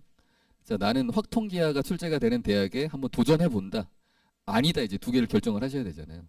아니면 이제 국승세단 라인으로 가야 되고 거기는 이제 미적분 범위까지만 출제가 되니까 그쪽으로 가야 되고 대신에 미적분까지만 출제되면 뭐가 있느냐? 미적분이 아주 디테일하게 출제가 돼요. 그리고 그것만 노리는 애들도 되게 많아요. 그리고 은근히 문제도 쉽지 않고요. 특히 세종대. 그리고 증명 문제가 나오기 시작합니다. 범위가 넓으면 굵직하게 문제가 나오게 돼 있어요. 예측이 쉽고. 그런 것들의 장단이 좀 있는데 아무튼 할까 말까 고민을 할 수 있잖아요. 근데 제 결론은 하자는 겁니다. 한번 해보자. 지금 만약에 확통 또는 기아가 노베이스일 수 있죠. 나 베이스가 하나도 없는데 못할 것 같은데 애들 부담스러워 할 거예요. 근데 설득을 해서 한번 해보자는 거죠. 왜 늦지 않았냐 지금 시작해도. 특히 2레벨에서는 중이경시 권동을 레벨에서는 확통기가 잘하는 애도 솔직히 아무도 없어요. 그러니까 시험장에 가잖아요. 시험장에 분명히 출제가 된다고 해서 공부를 하고 가는데 확통기하를 막 수원, 수투, 미적분만큼 어느 정도 좀 완성시켜서 가는 애들이 없습니다. 다 미완성인 상태로 가서 어떻게 부분 점수 맞고 반타작이라도 해가지고 합격하고 떨어지고 막 이런 거지 잘하는 애들이 없어요 여기. 물론 확통은 좀 다를 수 있죠. 내신 때문에 열심히 했던 애들이 있을 수 있으니까. 근데 그런 애들도 물론 비교 이유가 있을 수는 있지만 그런 애들도 6월, 7월 지나면 다 까먹어가지고 점점 못해요. 기한은 더 심하고. 그러기 때문에 충분히 지금부터 해도 만약에 문제가 쉽게 나오면 맞출 수 있거든요. 네, 최소한으로 해두면. 그러니까 지금부터 해도 저는 괜찮다는 생각이 들고 그리고 요 대학들이 아까 제가 말씀드렸지만 확통계가 킬로 안 나온다고 그랬잖아요. 어느 정도 좀 풀만한 문제가 많이 나오니까 어느 정도만 해도 가능성이 있거든요. 네, 그걸 노리고 늦지 않았으니까 지금부터 좀 하는 게 좋고 남들이 싫어하는 걸 해야 됩니다. 입시는 항상. 내가 예를 들면 미적분 88점이에요. 아, 그 수능 수학 88점이에요. 88점이 100점 맞는 거 쉽지 않은 일이에요. 그죠? 1년 지나도 2년 지나도 될지 안 될지 모릅니다. 근데 왜 50점 맞는 애가 8점 맞는 거 쉽잖아요. 그쵸, 그건 쉽죠. 40점 맞던 애가 70점 맞는 거 쉽잖아요. 3점짜리하고 쉬운 4점짜리만 더 맞추면 되잖아요. 그죠? 그러니까 확통기하도 그런 느낌을 하는 거예요. 빵점에서 50점 맞는 거 쉽단 말이죠. 50점에서 100점 어렵지만. 근데 내가 시험장에 갔는데 만약 확통이 20점짜리가 나왔는데 그 중에 내가 좀 못해도 10점을 내가 가지고 오느냐 안 가지고 오느냐가 엄청 중요합니다. 논술에. 그래서 그런 거 생각을 한번 해보시면서 한번 해보자는 거고 근데 대신 공부는 해야 돼요. 공부는 해야 되는데 제일 급한 건 당연히 이제 베이스가 없는 친구들은 개념이니까 뭐 예를 들어 확통이면 일단 확통 개념이 좀 이질적이기 때문에 제일 좋은 건 빨리 효율적으로 할 수 있는 건 빨리빨리 인강을 듣는 게 좋아요. 그 패스 끊어놓는데 아무나 들어도 상관없습니다. 정승재 빼고 네, 그 노는 사람 빼고 디테일하게 꼼꼼하게 빠른 속도로 가르쳐주는 사람.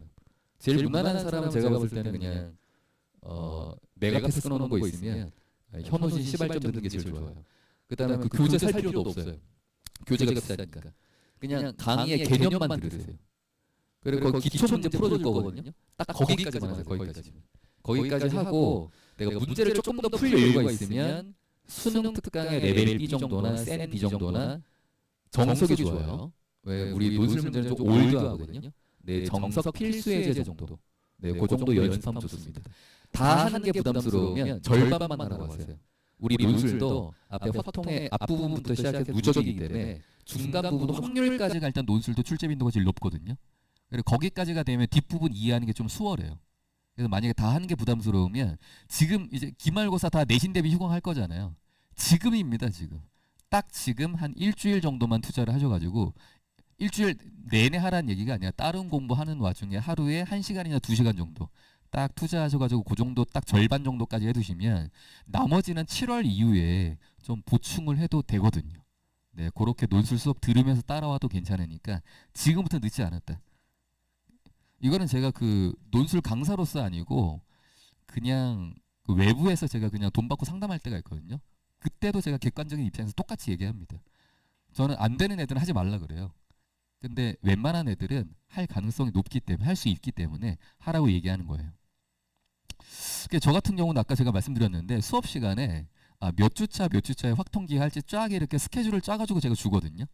그리고 이제 애들은 미리 좀 그렇게 예습을 한 친구들은 아니면 미리 좀 못한 친구들은 다음 주에 요거 하겠구나 다다음 주에 요거 하겠구나 좀 스케줄을 맞춰가지고 예습을 미리 할 수 있게 저 같은 경우도 그렇게 하고 저는 또 수업 시간에 짧게라도 그 확통기하 교과 개념을 압축적으로라도 좀 다루는 편이에요. 물론 압축 강의이기 때문에 이걸로 노베이스인 친구들은 원활한 문제 풀이는 조금 어려울 수도 있죠. 네, 그래서 미리미리 조금 개념을 하고 오시면 더 좋은데 아무튼 저는 개념 강의도 압축적으로 하는 편이고 근데 만약에 자기가 이제 혼자서 좀 학습이 힘들다고 하면은 그 아마 저기 강좌 안내 자료에 있을 건데 제가 재연절부터 해가지고 딱 4번 네, 8월 전까지 딱 4번에 그 확통의 절반 부분까지 그 다음에 기하도 3분의 1에서 3분의 2 정도까지 할 수 있는 네, 확통기하 우선순위 테마 특강 수업을 깔았습니다. 네, 갑자기 광고 네, 가쁜 광고 네, 네, 혹시 관심 있으시면 이걸로 같이 하셔도 좋습니다. 네, 같이 하셔도 좋습니다. 네, 제가 얘 진도를 그 저희 실전 커리큘럼에 좀 맞게 예를 들어 실전 커리큘럼에 다음 주에 요거 한다면 그 전에 미리미리 다 끝내놓을 거기 때문에 요것도 맞춰서 할 거라 같이 병행해서 들으면 더 좋을 수 있고요. 자, 그럼 이렇게 하면서 제가 이제 전체 밑그림 이제 중위견식 운동했고 그리고 확통계화 중요도 또 얘기도 했고 그럼 이제 좀 빠르게 넘어갈 수 있거든요. 왜 전체 밑그림은 다 그렸기 때문에 이제 대학별로 빠르게 입결도 보고 어느 과에 좀 잘하는 애들이 오든지 그 얘기도 할 수 있을 것 같아요. 자, 우리가 홍대, 시립대, 중앙대, 창의형 세 개를 묶어서 같이 하도록 하겠습니다. 여기가 이제 수능 전이기 때문에. 자, 요 세 대학의 일단 제일 키포인트는 뭐냐면 그 수능 전에 시험을 본다는 거예요. 그게 제일 중요한 겁니다. 자, 그럼 수능 전에 시험을 봐서 왜 우리한테는 좋을 수 있느냐. 자, 일단 첫 번째는 그러니까 아까 우리 정시를 베이스로 하는 애들 뭐 얘기를 했었는데 그 중에 좀 자기를 상위권이라고 생각하는 애들 있죠. 뭐 예를 들면 이제 정시로 그래도 서성한 정도를 좀 목표로 하는 애들. 네, 그런 애들 또는 만약에 육모 때 자기 나온 결과가 건국대나 경희대 정도 갈 수 있어요. 근데 그렇게 나와도 애들은 다 서성한 갈 수 있다고 생각합니다. 아까 제가 말씀드렸죠. 네, 그런 친구들은 시립대나 홍익대, 중앙대 같은 대학을 연대는 하겠지만 수능 전에 잘 안 할라 그래요. 왜냐면 그게 수시 납치될 수도 있으니까. 그리고 약간 부담도 스럽고 아, 수능 전에 내가 또 별도로 대비를 해야 돼? 아무래도 사람 심리가 원서 넣어놓고 나면 대비를 따로 해야 될 것 같거든요. 막 대비도 해야 될 것 같고 수시 납치 당할 것 같기도 하고 저런 상위권 애들이 덜 온단 말이죠. 요 대학들은. 이게 제일 중요한 게 수학 상위권의 밀도가 낮아지는 경향을 보이면서 경쟁률도 떨어집니다. 그러면서 합격 난이도가 정시로 하는 것보다 또 다른 대학보다는 합격의 난이도가 훅 떨어지죠. 그래서 요 대학들이 제일 중요한 특징, 장점이 이런 대학이고 물론 대학마다 이제 얼마나 오는지 좀 차이가 있겠죠. 아무래도 홍대가 상위권이 제일 도를 거예요. 네, 그리고 시립대, 그 다음에 중앙대 창영이 아무래도 인원도 적고 모집 인원 대비 밀도는 아마 제일 크지 않을까라는 생각이 듭니다. 그래도 좋은 건 재수생이 없다는 거죠. 그렇죠? 네, 그런 것들의 장점은 있는 거죠. 그리고 중대도 당연히 중대 가면 수시 납치 당한다고 하는 또 상위권들 거기 또 안 와요. 네, 그것도 똑같은 거기 때문에. 자, 그래서 이게 올해 특히 홍익대가 저는 좀 좋다고 보고 있는데 왜 그러냐면 작년에는 시립대가 어땠냐면 작년에 시립대가 홍대랑 같은 날이 아니었어요. 작년에 시립대가 어느 대하고 같은 대였냐면 연대하고 같은 날이었거든요. 근데 원래 시립대하고 연대는 좀 갭이 있는 것처럼 느껴져도 둘 다 최저가 없으면 국어 탐구 못하는데 영어 못하는데 수학 잘하는 애들은 고민을 합니다. 연대 갈지 시립대 갈지. 그래서 연대로 잘하는 애들이 좀 빠졌어요. 그래서 작년에 시립대가 어떻게 됐냐면 여기 시립대 작년 입결인데 자 그래서 원래 재작년 그러니까 2025학년도죠. 네, 그때는 시립대하고 홍익대가 같은 날 보고 연대가 따로 날 받고 작년에는 시립대하고 연대가 같은 날 보고 홍대가 따로 봤어요. 그럼 어떤 일이 벌어지느냐? 연대로 빠지는 애들 생겼다 그랬죠? 그리고 홍대랑 다른 날 보기 때문에 홍대에서 보고 다시 유입되는 애들이 있겠죠? 그래서 홍대에서 유입되는 애들, 연대로 유출된 애들, 플러스 마이너스가 생기는데 더 많이 빠져나왔어요. 그래서 2025보다 지원자가 한 300명 줄었습니다. 연대로 빠져나갔죠. 근데 중요한 건 연대로 빠져나간 애들은 수학을 못하는 애들 것 같아요? 잘하는 애들 것 같아요? 잘하는 애들이 빠졌겠죠. 그래서 작년에는 시립대가 좀 기회의 땅이었어요. 네. 경쟁률도 깎일 거라 예상을 했었고 그리고 심지어 연대로도 많이 빠져나갔기 때문에 작년에는 약간 기회의 땅이었거든요. 그래서 이런 결과가 나왔는데 올해는 다시 어떻게 됐다? 다시 시립대고 홍대가 붙어 먹었죠. 그럼 이제 연대로 빠져나가는 건 이제 시립대에서 일어나지 않죠. 그러면 시립대 올해 그 패턴은 2025 때 2년 전 그 패턴이랑 시립대는 비슷하게 될 가능성이 있고 홍대는 이제 올해 다시 기회의 땅이 되는 거예요. 상위권 애들은 시립대로 갈 가능성이 있기 때문에 네, 그쪽으로 빠진단 말이죠. 빠지면서 경쟁률도 홍대는 좀 더 내려갈 가능성이 또 있는 거죠. 아시겠죠? 왜냐면 애들이 그게 있는 거야. 고민이 있습니다. 아, 홍대는 내가 정시로 갈 수도 있지 않을까? 그 고민을 계속 하게 돼 있어요. 나중에 근데 보시면 그게 납치가 아닌 케이스 엄청 많거든요. 제가 정시도 한다 그랬잖아요. 홍대가 다군에 있습니다. 정시 다군. 나중에 보시면 홍대 다군에 애들이 몇 천 명씩 줄 서 있어요. 그 진학사 모의 지원할 때 보면 못 가서 난리입니다. 홍대를. 그럴 거면 논술로 가지. 근데 그때는 몰랐겠죠. 수시 납치당할까 봐. 나중엔 난리가 나는데 이때는 모르기 때문에 그래서 올해는 홍대가 좀 저는 좋아 보인다 이런 얘기고 좀 좋아 보인다. 네, 홍대. 자, 그리고 난이도는 그 홍대하고 시립대가 생각보다는 좀 어렵습니다. 네, 시립대는 원래 최저가 없어서 원래 좀 어렵고 아까 제가 홍대 교수님 좀 특이하다 그랬죠. 네, 그래서 좀 어렵고 어떨 때 쉬울 때도 있지만 자, 근데 여기 다 맞추고 합격하는 데못 봤어요. 엄청 합격컷이 낮아요. 홍대는 특히 낮을 겁니다. 시립대는 그나마 잘하는 애들이 있어가지고 낮은데도 어느 정도 방어가 되는 게 있는데 홍대는 훨씬 낮을 거예요. 중앙대 창형은 어떻게 될까요? 난이도는? 올해 중대 창형 모의윤술이 쉬웠어요. 근데 실제 시험에 쉬울까요? 절대 아니죠. 인원도 적은데 체저도 없는데 애들 많이 몰릴 건 확실한데 상위권은 도로겠지만 어렵게 낼 수밖에 없어요. 아마 중앙대 창의형도 어려울 겁니다. 합격컷이 낮더라도 그렇게 진행이 될 거라 아무튼 난이도는 좀 있겠지만 어쨌든 여러 가지 외부적인 요소들이 있기 때문에 상위권의 밀도는 덜 올 거라서 정시로 홍익대 시립대나 중앙대를 가기 힘든 애들한테는 되게 좋은 기회가 될 수 있다. 다만 난이도는 높을 수가 있으니까요. 자기가 확통계화를 얼마나 했는지 미적 스킬이 어느 정도 되는지 면밀하게 이제 자기의 실력을 좀 파악을 한 다음에 대학은 쓰더라도 학과는 어느 정도를 써야 되는지는 이제 고민은 많이 하셔야 돼요. 인기학과를 갈수록 그나마 좀 잘하는 애들이 많이 올 거니까 네, 그렇게 결론 낼 수 있겠습니다. 대학별로 조금 더 보면요. 자, 홍익대는 제가 올해 좀 기회의 땅이라고 했는데 홍대는 심지어 인원도 엄청 많아요. 인원도. 인원이 많은 게 본질적으로 중요한 건 아니라고 했지만 홍대 레벨에서는 인원이 많은 게 중요해요. 왜? 그걸 다 메꿀 만한 상위권 밀도가 덜 오기 때문에. 저기는 밀도가 되게 중요한 거고 홍대가 무려 수시에서 논술이 33%입니다. 제일 많아요. 저런 대학이 없어요. 제일 많은 대학 중에 하나라고 보시면 되고 모집 인원도 많은데 아까 제가 잘 안 온다 그랬죠. 납치된다고 경쟁률도 낮고 그다음에 최저 충족률도 굉장히 낮은 편이에요. 근데 더 좋은 건 추합률도 어느 정도 적절히 좀 돼요. 원래 논술은 추합이 안 도는데 홍대도 다른 데 되는 애들 많다는 거죠. 여기에 2년 동안 입결이거든요. 홍대.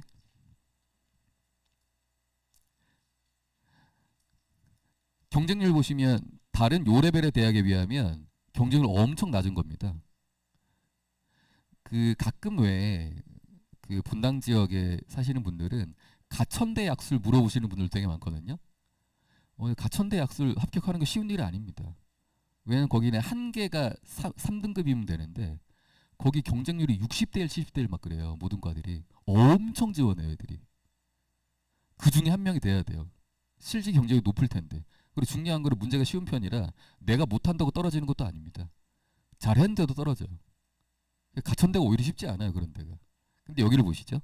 거기는 최초가 70대 1 막 이런데 여기는 최초가 10몇 대 1이에요. 오른쪽에 초록색으로 해놓은 거 있죠. 다 한 자리입니다. 실질 경쟁률이. 근데 이걸 원래 발표를 홍대가 안 했었어요. 작년까지. 근데 제가 계속 안 해도 100%한 자릿수일 거로 맨날 얘기했거든요. 어머니들이 안 믿어서 그렇지. 근데 실제로 발표했는데 한 자릿수 맞잖아요. 뭐 5대1, 6대1 이 정도밖에 안 되죠. 이 정도 되는 레벨에 가장 낮은 실질 경쟁률에서 경쟁을 하는 겁니다. 그럼 최저만 맞추면 5대1이다. 나 되고 4명만 제끼면 되거든요. 4명 중에 2명은 논술 안 했을 거예요. 나머지 2명도 확통계 열심히 안 했을 가능성도 있어요. 근데 5명 중에 그래서 사실은 2명 정도를 더 제끼면 되는데 근데 그거를 위해서 공부를 하는 거예요. 근데 논술 중에 2명 더 제끼면 되는 공부를 할 수 있는 대학은 진짜 얘밖에 없습니다. 그래서 홍대가 진짜 좋다는 거예요. 순서는 그렇게 고민 안 하셔도 됩니다. 얘네들은 누가 높고 누가 낮은 뒤에서는 건축만 좀 빼시는 게 좋고 홍대 건축은 다들 알고 계시죠? 차라리 자전으로 가세요. 자율전공. 자율전공 이거 모르는 사람 되게 많은데 홍대 자율전공 가도 건축 갈 수 있습니다, 어머니. 근데 모르는 사람이 되게 많아요. 자율전공으로 가도 건축 원래 안 됐어요. 근데 얼마 전에 풀어졌어요. 미대도 갈 수 있습니다. 미대도 갈 수 있습니다, 어머니들.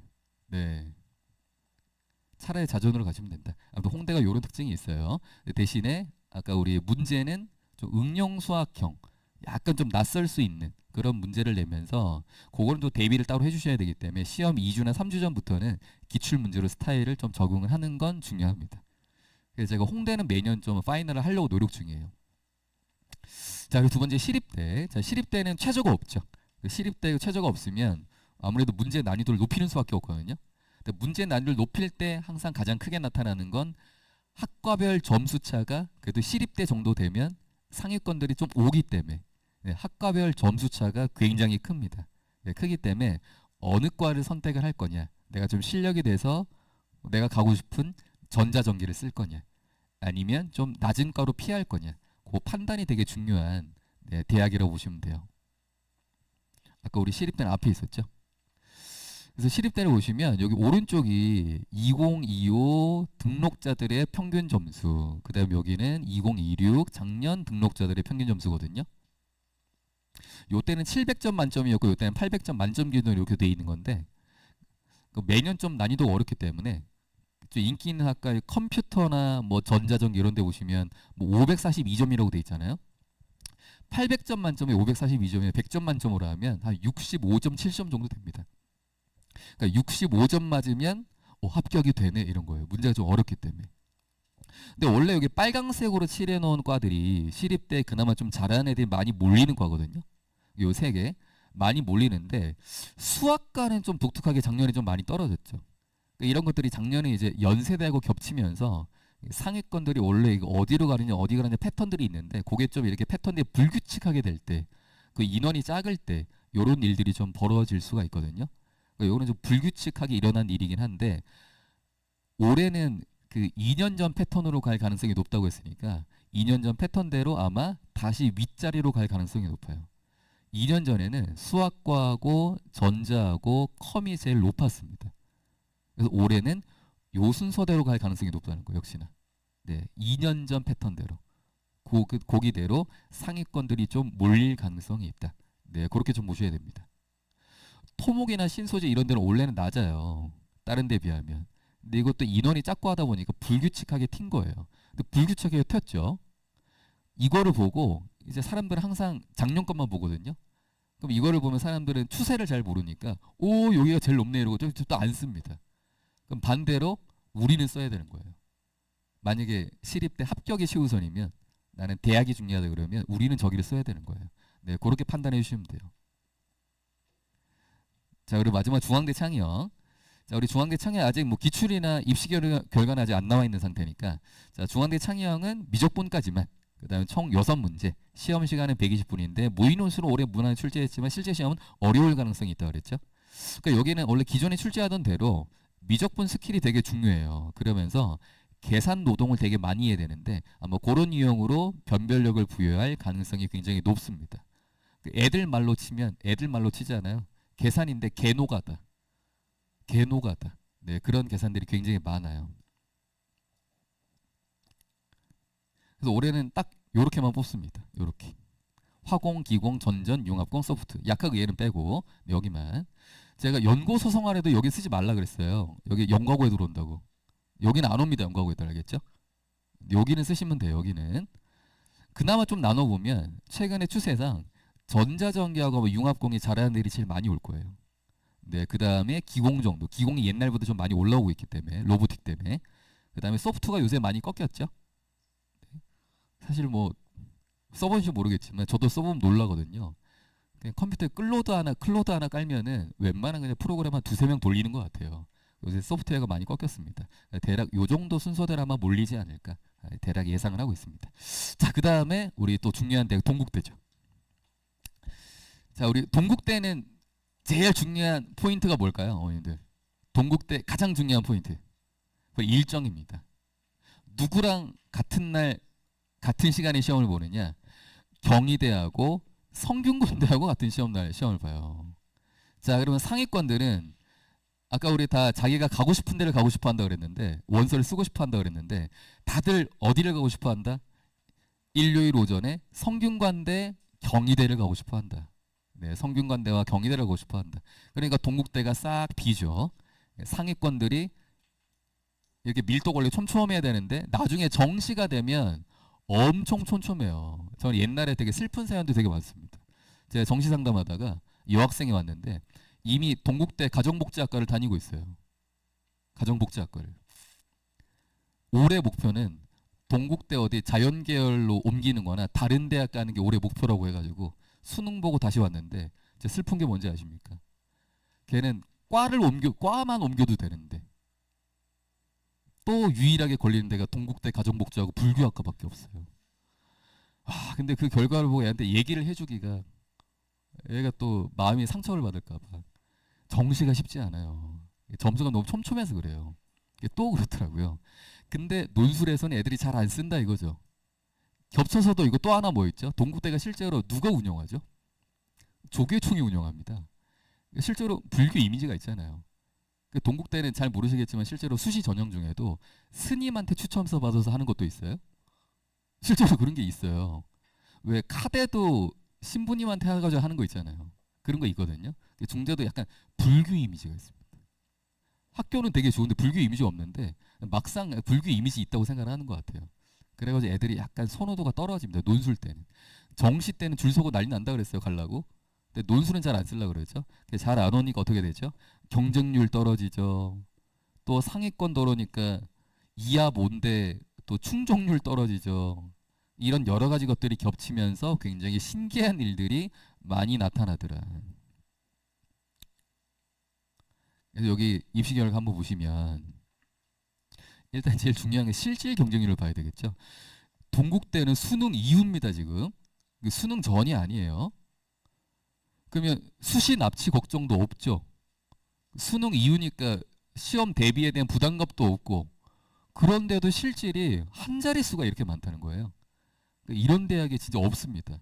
홍대 다음으로 동국대만한 대학이 없습니다. 굉장히 이런 특징을 가지고 있는 데고 여긴 또 특이한 게 뭔지 아세요? 전통적으로 이 학과는 잘하는 애들이 많이 가. 또 이 학과는 못하는 애들이 많이 가. 이런 나름대로 전통적인 패턴이 있는데 그것도 잘 안 맞아요. 여기는. 왜 안 맞느냐? 상위권들이 잘 없어서 그렇습니다. 그리고 순서가 매년 뒤죽박죽이에요. 보시면 여기 작년도 합격자 평균 점수인데 예를 들면 수학과 그 다음에 여기 컴퓨터 AI 그 다음에 시스템 반도체 얘네들은 사실 좀 위에 있어야 되거든요. 제가 여기 내림차순 정리했을 때 위에 있어야 되는데 저 밑에 있죠. 그러니까 오히려 어떻게 생각하시면 되냐면 내가 예를 들면 애들이 학과가 중요한 애들 있죠. 나는 대학보다 과가 중요해 엄마. 근데 대학 레벨보다 과가 중요하면 다른 대학에 전자전기 가면 엄청 빡세다 그랬어요. 근데 나는 과가 중요해. 전자전기를 가고 싶어. 그럼 차라리 동국대 전자전기나 동국대 반도체나 동국대 컴퓨터를 선택하는 겁니다. 과를 먼저 원할 때. 왜냐하면 여기는 어차피 순서가 뒤죽박죽이기 때문에 상위권이 안 오니까. 네, 그런 경향들이 좀 있어가지고 아까 제가 보여준 그 학생 있죠? 그 학생도 그런 와중에 걸린 거죠, 알겠죠? 네, 그런 아주 특이한 대학입니다.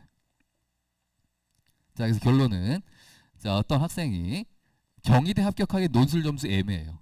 그 다음에 또 특히 좋은 과 가고 싶어요. 그럼 차라리 동국대 좋은 과를 지원해라. 아주 좋은 기회가 될 수 있다. 정시로 못 가는 기회를 누릴 수 있다. 네, 이렇게 결론 내볼 수 있겠습니다. 자, 앞에 지금 4개 대학 얘기했는데 요 4개 대학의 제일 중요한 특징이 뭐였죠? 일정상의 이유 때문에 생기는 여러 가지 이론점들. 네, 그리고 문제 특징 어떤 것들이 나오는지, 어떤 과에 좀 잘하는 애들이 오는지 그런 얘기를 말씀드렸고, 자, 이화여대. 자, 이화여대 제일 중요한 키포인트는 말 그대로 이제 여자 대학이라는 거죠. 네, 남자들 없이 배제하고 경쟁을 할 수 있다는 게 제일 중요하기 때문에 일단 그 부분이 중요하고 또 그러다 보니까 이게 그 최저 기준이 2와 5밖에 안 되는데 수학을 포함해야 되거든요. 별거 아닌 것 같은데 그게 크게 작용해요. 그래서 그 이화여대 학교 레벨 위상에 비하면 그 최저 기준 충족률이 그렇게 높은 편이 아닙니다. 이하 보면 되게 많이 맞출 수 있을 것 같은데 한 40%에서 45% 정도밖에 못 맞춰요. 그런 성질이 또 있고. 근데 이대가 또 좋은 것 중에 하나가 얘네들이 확통기가 거의 안 낸다 그랬잖아요. 그 미적분 위주로 출제를 하는데 난이도를 떠나서 그 내는 문제들이 한 2, 3년치를 모아보면 비슷한 유형과 주제로 낼 때가 되게 많아요. 제가 여기 5개 정도를 적어놨잖아요. 5개 정도를 적어놨는데 거의 요 안에서 돌려가면서 3문제 정도를 출제해요.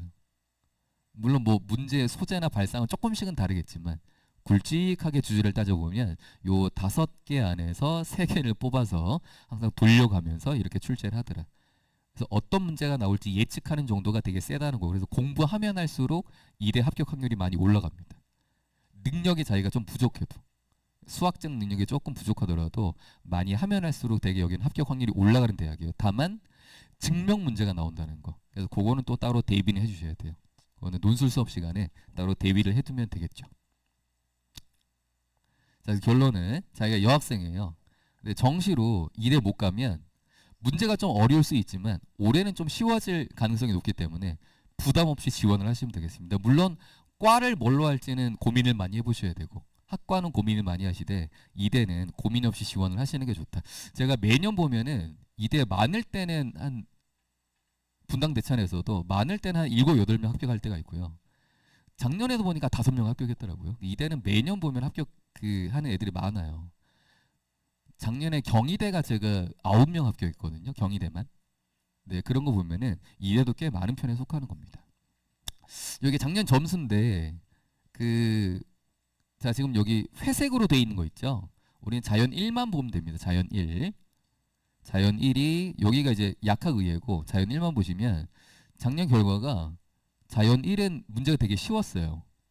재작년에 2년 전에 2년 전에 문제가 되게 쉬워서 거의 100점 만점 맞아 합격을 했어야 됐거든요. 근데 작년은 문제가 많이 어려웠습니다. 그나마 작년에서는 작년 한 73점 정도. 여기가 합격자 평균 점수니까요. 네, 거의 뭐 25점이 떨어졌잖아요. 그 이유가 몽땅 다 증명 문제 때문이다. 작년에는 어려웠어요. 그래서 재작년에는 너무 쉬워서 변별이 아예 안 됐고, 작년에는 너무 좀 어려웠고, 올해는 어떻게 되느냐. 뭐 이런 패턴은 매년 똑같지는 않지만 이대가 항상 보면 좀 퐁당퐁당하는 게 있어요. 한 해 되게 어렵게 냈다가 한 해 좀 쉽게 냈다가 어렵게 냈다가 쉽게 냈다가 이게 잘 못 맞추시나 봐요. 왔다리 갔다리 하기 때문에 올해는 이게 2년 전만큼 쉬워질지는 잘 모르겠지만 아무튼 올해는 작년보다는 조금은 풀만한 문제가 많게 무난한 문제가 출제가 될 가능성이 높기 때문에 너무 어려운 문제에 좀 이렇게 멘탈 털리는 애들 있죠. 네, 그런 애들도 한번 도전을 해봐도 되지 않을까 싶어요. 올해 같은 경우는. 또 하나는 이대가 요게 이제 경쟁률이랑 충족률인데 아까 제가 자연 1계열이 그렇게 충족하는 비율이 높지 않다 그랬잖아요. 그래서 최초가 41대 1인데 나중에 실질 보면 19대 1 정도 나오거든요. 물론 19대 1이 낮다고 볼 수는 없지만 아까 우리 막 한 자릿수도 봤기 때문에 홍익대, 동국대보다 저거 보니까 되게 많은 것처럼 보이지만 또 다른 대학에 비하면 저게 그렇게 높은 건 아니에요. 19대 1. 근데 중요한 건 여기 밑에 스크랜튼 하나 보이죠? 여기가 71대 1에서 나중에 12대 1까지 떨어지거든요. 그러니까 충족하는 비율이 되게 낮습니다. 자, 근데 스크랜트는 자유전공인데 저희가 3합5예요. 3합5니까 높으니까 애들이 많이 떨어지는 거거든요. 근데 스크랜튼의 수리논술 봐가지고 합격하는 애하고 그리고 저 위에 자연 1에서 수리논술로 합격하는 애하고 어떻게 수학 실력의 차이가 많이 날 것 같아요? 비슷할 것 같아요? 비슷합니다. 차이가 안 납니다. 근데 왜 누구는 스크랜튼에 지원하고 왜 누구는 저기에 지원하느냐? 3합5가 안 되니까 저기 지원하는 거예요. 다른 이유가 있는 게 아니고 그러니까 3합5 안 돼. 나도 여기 하고 싶은데 3합5가 안 되니까 여기 하는 거지. 여기를 한다고 해서 수학 실력이 더 뛰어나가는 그런 건 아니에요. 그냥 얘는 과목 간 밸런스가 그냥 좋을 뿐입니다. 알겠죠? 그러니까 거꾸로 자기가 만약에 과목 간 밸런스가 좀 좋아요. 뭐 국어도 좀 해. 근데 수학은 조금 약해. 근데 어쨌든 3합5는 맞출 수 있을 것 같아요. 그런 반대로 스크랜튼을 한번 넣어보시는 게 더 제가 시켜봤을 때는 합격이 더 잘 되는 느낌이 있어요. 네, 그것도 참고로 알고 계시는 게 좋습니다. 자, 그럼 이대는 여기까지 해서 아까 우리 부담 없이 지원하시라 그랬죠? 자, 근데 거의 끝나갑니다. 이제 우리 건국대. 자, 저희 예전 기준으로 하면 건국대 갈래, 경희대 갈래 그러면 어디 가죠, 애들? 원래? 경희대죠, 그죠? 원래는 경희대죠. 근데 요새는 그래도 경희대가 좀 높긴 한데 선호도가 옛날에 비하면 건국대가 되게 많이 올라와 있어요. 왜 그러냐면 경희대는 공대를 가면 애들이 별로 안 좋아하는 저기 국제캠이라고 해서 수원에 가야 되잖아요, 그죠? 뭔가 느낌이 별로고. 근데 건국대는 엄청 좋은데 위치가 엄청 좋은데 있잖아요. 그리고 건국대 최근에 혹시 가보셨는지 모르겠는데 제가 원래 약속 있어서 한번 가봤거든요. 깜짝 놀랐습니다. 핫플레이스가 돼 있어가지고 젊은 애들도 진짜 많고 건국대 앞에 건국대 애들이 없어요. 그게 제일 좋은 거 아시죠? 홍대 앞에 홍대 애들 없잖아요.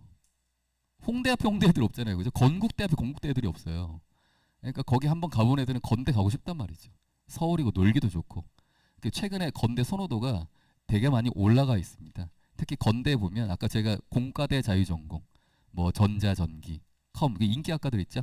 기계까지 해가지고 네 그런 데가 상위권들의 선호도가 예전보다 훨씬 많이 올라갔기 때문에 지금 막 거의 그런 얘기도 할 수 있어요. 야, 건대 전자 가는 게 쉬우냐, 경희대 전자 가는 게 쉬우냐. 제가 시켜보면 경희대 전자가 합격이 더 많이 되는 것 같아요.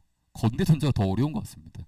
그만큼 선호도가 옛날보다 많이 올라왔기 때문에 그걸 감안을 하시고 지원을 하셔야 돼요. 그러니까 역시나 학과 선택이 좀 중요하다는 거죠. 네, 학과의 선택이 되게 중요하다는 거고, 제 출제 경향을 좀 보시면 건대가 모든 대학 중에 도형을 제일 사랑하는 대학이에요. 도형을 제일 사랑한다. 물론 미적이랑 결합해 출제합니다. 근데 도형을 가장 사랑하면서 네 문제 중에 펼치면 세 문제가 항상 도형이에요. 그리고 나머지 하나가 대체로 확통 아니면 기하입니다. 네, 그런 식으로 보통 출제합니다. 근데 그 해에 확통을 낼 거냐 기하를 낼 거냐 미리 예상하는 게 좀 되게 그럼 중요할 수 있잖아요. 근데 그런 것들은 매년 건대가 힌트를 줘요. 건대가 모의논술을 보면 모의논술에 확통이 있습니다. 그럼 그게 확통이 나올 가능성이 높고 거의 100% 지금까지 그랬어요. 기하를 내면 거의 100% 기하가 나올 가능성이 높아요. 그거는 미리 모의논술로 예측을 해보시면 되는데 어쨌든 도형의 풀이 실력이 좀 중요한 대학이기 때문에 자기가 도형이라든지 또는 도형과 결합된 특히 적분보다는 미분, 네, 적분보다는 미분 스킬이 중요해요. 미분 스킬에 좀 비교 우위가 있는 학생이면은 학과는 고민은 하시되 적극적으로 한번 지원을 해보시는 것도 좋을 수 있다. 어느 과 애들이 몰리는지 그 입결을 살짝 보시면은. 자, 경쟁률 보시면 여기는 경쟁률 높은 데가 상위권들이 많이 오는데요. 많이 와서 경쟁률이 높은 겁니다. 뭐 여러 과가 있지만 제가 여기 초록색으로 이렇게 해놓은 데 있죠.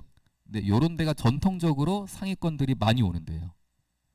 그러니까 2025, 2026 모두 다 높죠. 공과대 자유전공, 컴퓨터공, 그다음에 전기전자, 뭐 기계 로봇 이런 데들이 전통적으로 애들이 많이 오더라.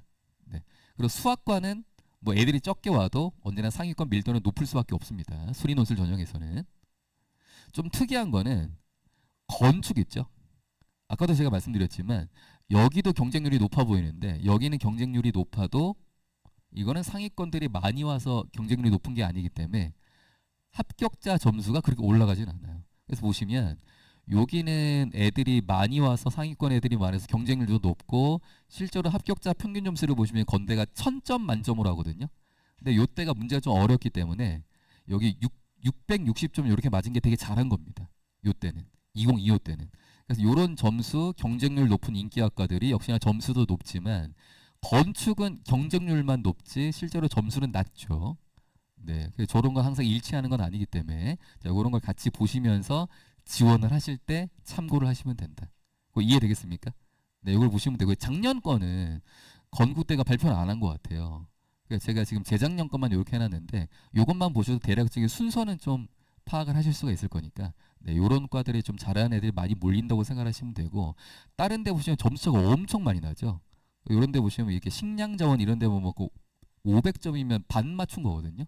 반.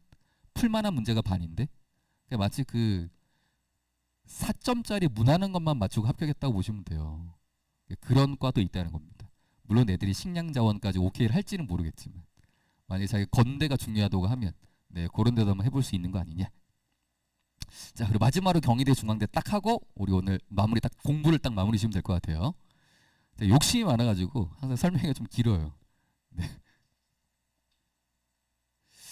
자, 두 개는 묶어서 할 건데 아무튼 경희대하고 중앙대는 뭐 앞에서 다룬 대학이랑 비교하면 그 요 안에서는 그래도 수학 상위권의 선호도가 제일 높은 대학이죠. 대장이라고 보시면 대장. 중이경시 권동원 라인에서는 중앙대 경희대가 일종의 대장이라고 보시면 됩니다. 특히 인기학과들 선호도가 굉장히 높은 편이고 그러니까 얘네들은 어떤 애들도 되게 많냐면 저기 서성한 쪽 계열의 논술을 쓰고 그리고 자기한테는 적정인 안정 정 거기가 안 되면 난 여기라도 가야 돼 요렇게 해서 여기 인기학과에 쓰는 애들도 꽤 많아요. 그러니까 여기는 잘하는 애들이 꽤 많이 온다는 거죠. 자, 그러면서 최저 기준 충족률은 아까 저희 경희대는 탐구 평균, 네, 그리고 중앙대는 3.6이기 때문에 꽤 낮은 편에 속한다라고 했습니다. 그러니까 최저 기준 충족하는 게 굉장히 중요한 대결로 보시면 되겠죠. 반대로 충족할 수 있으면 적극적으로 노려보시는 게 좋고, 여기도 어떤 문제가 나오느냐, 여기도 대체로 보면은 미적분 계산 스킬과 노동이 필요한 문제가 되게 많아요. 경희대하고 중앙대 둘 다 그렇습니다. 둘 다 좀 그런 특징이고 계산이 되게 중요하다는 거예요. 특히 중앙대가 적분 스킬이 되게 중요해요.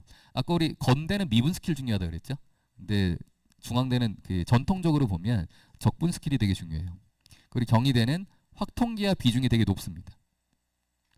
중대는 이제 의학계를 빼면 확통까지만 나온다고 했으니까 이제 나중에 지원을 하실 거면 확통까지만 대비를 하시면 되는데, 거의 대체로 보면 확률이나 기대값으로 첫 번째 문제로 20분짜리를 내는 것 같아요. 자, 그래서 결론은 일단 최저 기준만 충족을 하면 합격 가능성이 올라가는 대학이고, 대신에 계산 능력이 좋아야 되기 때문에 계산 능력이 좀 있으면서 확통 또는 기하, 기초가 어느 정도 잡혀 있는 학생이면 지원하기가 좀 좋은 대학이다. 그리고 중대는 그것도 있어요. 그 중대는 그 일주일 뒤에 시험 본다 그랬잖아요. 그러니까 확통이 만약에 확통이 조금 덜 돼 있어도 중대가 벼락치기를 할 수 있는 일주일이 좀 있거든요. 어차피 애들 그 수능 직후에 일요일까지 시험 보고 뭐 하겠습니까? 뭐 게임방 갈 거예요? PC방 갈 거예요? 물론 가죠. 가긴 가는데 못 가게 해야죠. 미친 듯이 해야죠. 어차피 수리술밖에 할 게 없으니까 그때 미친 듯이 하면은 어느 정도 또 커버가 되거든요. 네, 그렇게 해서 지원을 하시면 되겠죠. 그래서 대학별로 또 어디에 또 잘하는 애들이 많이 오는지 그거 살짝 보시면, 자, 이게 작년도 하고 재작년 거하고, 자, 경희대 논술 전형 입시 결과인데 점수만 볼게요. 근데 작년에는 경희대가 너무 쉬웠어요. 그래서 작년 거를 보시면 이게 어디에 잘하는 애들이고 못하는 애들 구분이 안 됩니다. 왜? 다 99점이니까. 네. 합격한 애들이 거의 다 맞췄기 때문에 너무 쉬워가지고. 근데 그렇다고 작년에 확통기하가 안 나왔는데 나왔죠. 근데 정말 최소한으로 했느냐 안 했느냐 그 정도를 물어보는 수준으로 나온 거죠. 네, 그렇게 해가지고 작년에 이렇게 된 거고, 재작년 걸 보는 게 좋을 것 같아요. 그래야 좀 비교가 되니까. 여기 보시면 확실히 컴과 컴퓨터, 그 다음에 미래정보 디스플레이, 전자, 그다음에 수학과 컴퓨터, 또 응용수학, 기공, 전자공, 반도체공 이런 데들이 확실히 점수대가 좀 높다는 걸 알 수가 있죠. 그러니까 저기에 잘하는 애들이 많이 오는데, 좀 독특한 거는 뭐냐면요. 여기에 보시면 알고 계셔야 되는데, 물리학과나 생물학과나 화학과는 원래 다른 공대에 비하면 저 밑에 있어야 돼요. 다른 대학이면. 수학과는 높을 수 있어도. 근데 쟤네들은 왜 이렇게 높을까요? 근데 저게 작년만 그런 게 아니라 매년 높습니다. 왜 매년 높을까요? 추세적으로 봤을 때. 제가 그 대전에서도 수업을 하거든요. 대전에서도. 근데 저기도 공부 잘하는 애들 많아요. 대전 왜 교육열이 되게 어마어마하잖아요. 잘하는 애들 되게 많은데, 재작년에는 그런 적도 있어요. 대전에서 수업하는데, 대전 전체에서 논술로 연세대 3명 갔거든요. 근데 그 3명이 다 저한테 배우는 애들이었어요. 근데 잘하는 애들 잘합니다, 거기도.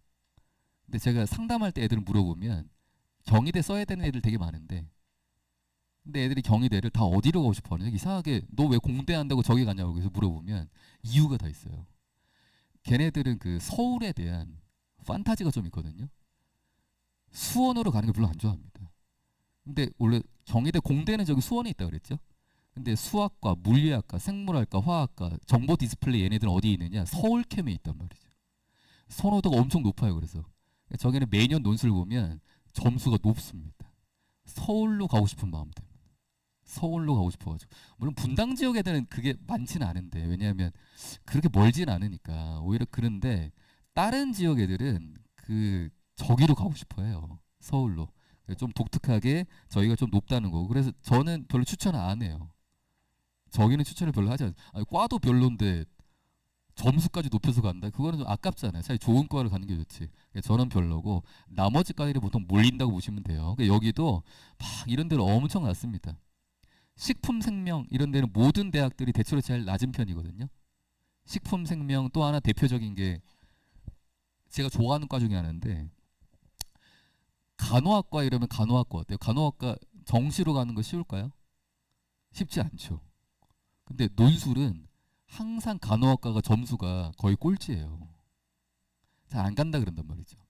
왜냐하면 이게 수리 논술 이거하고 간호 쪽으로 그래도 가려고 하는 애들은 편견일 수 있는데 또 마인드가 좀 다르지 않습니까? 일반적인 애들이랑. 약간 좀 헌신할 준비도 돼 있고 좀 그런 게 있잖아요. 물론 그냥 가는 애도 있지만.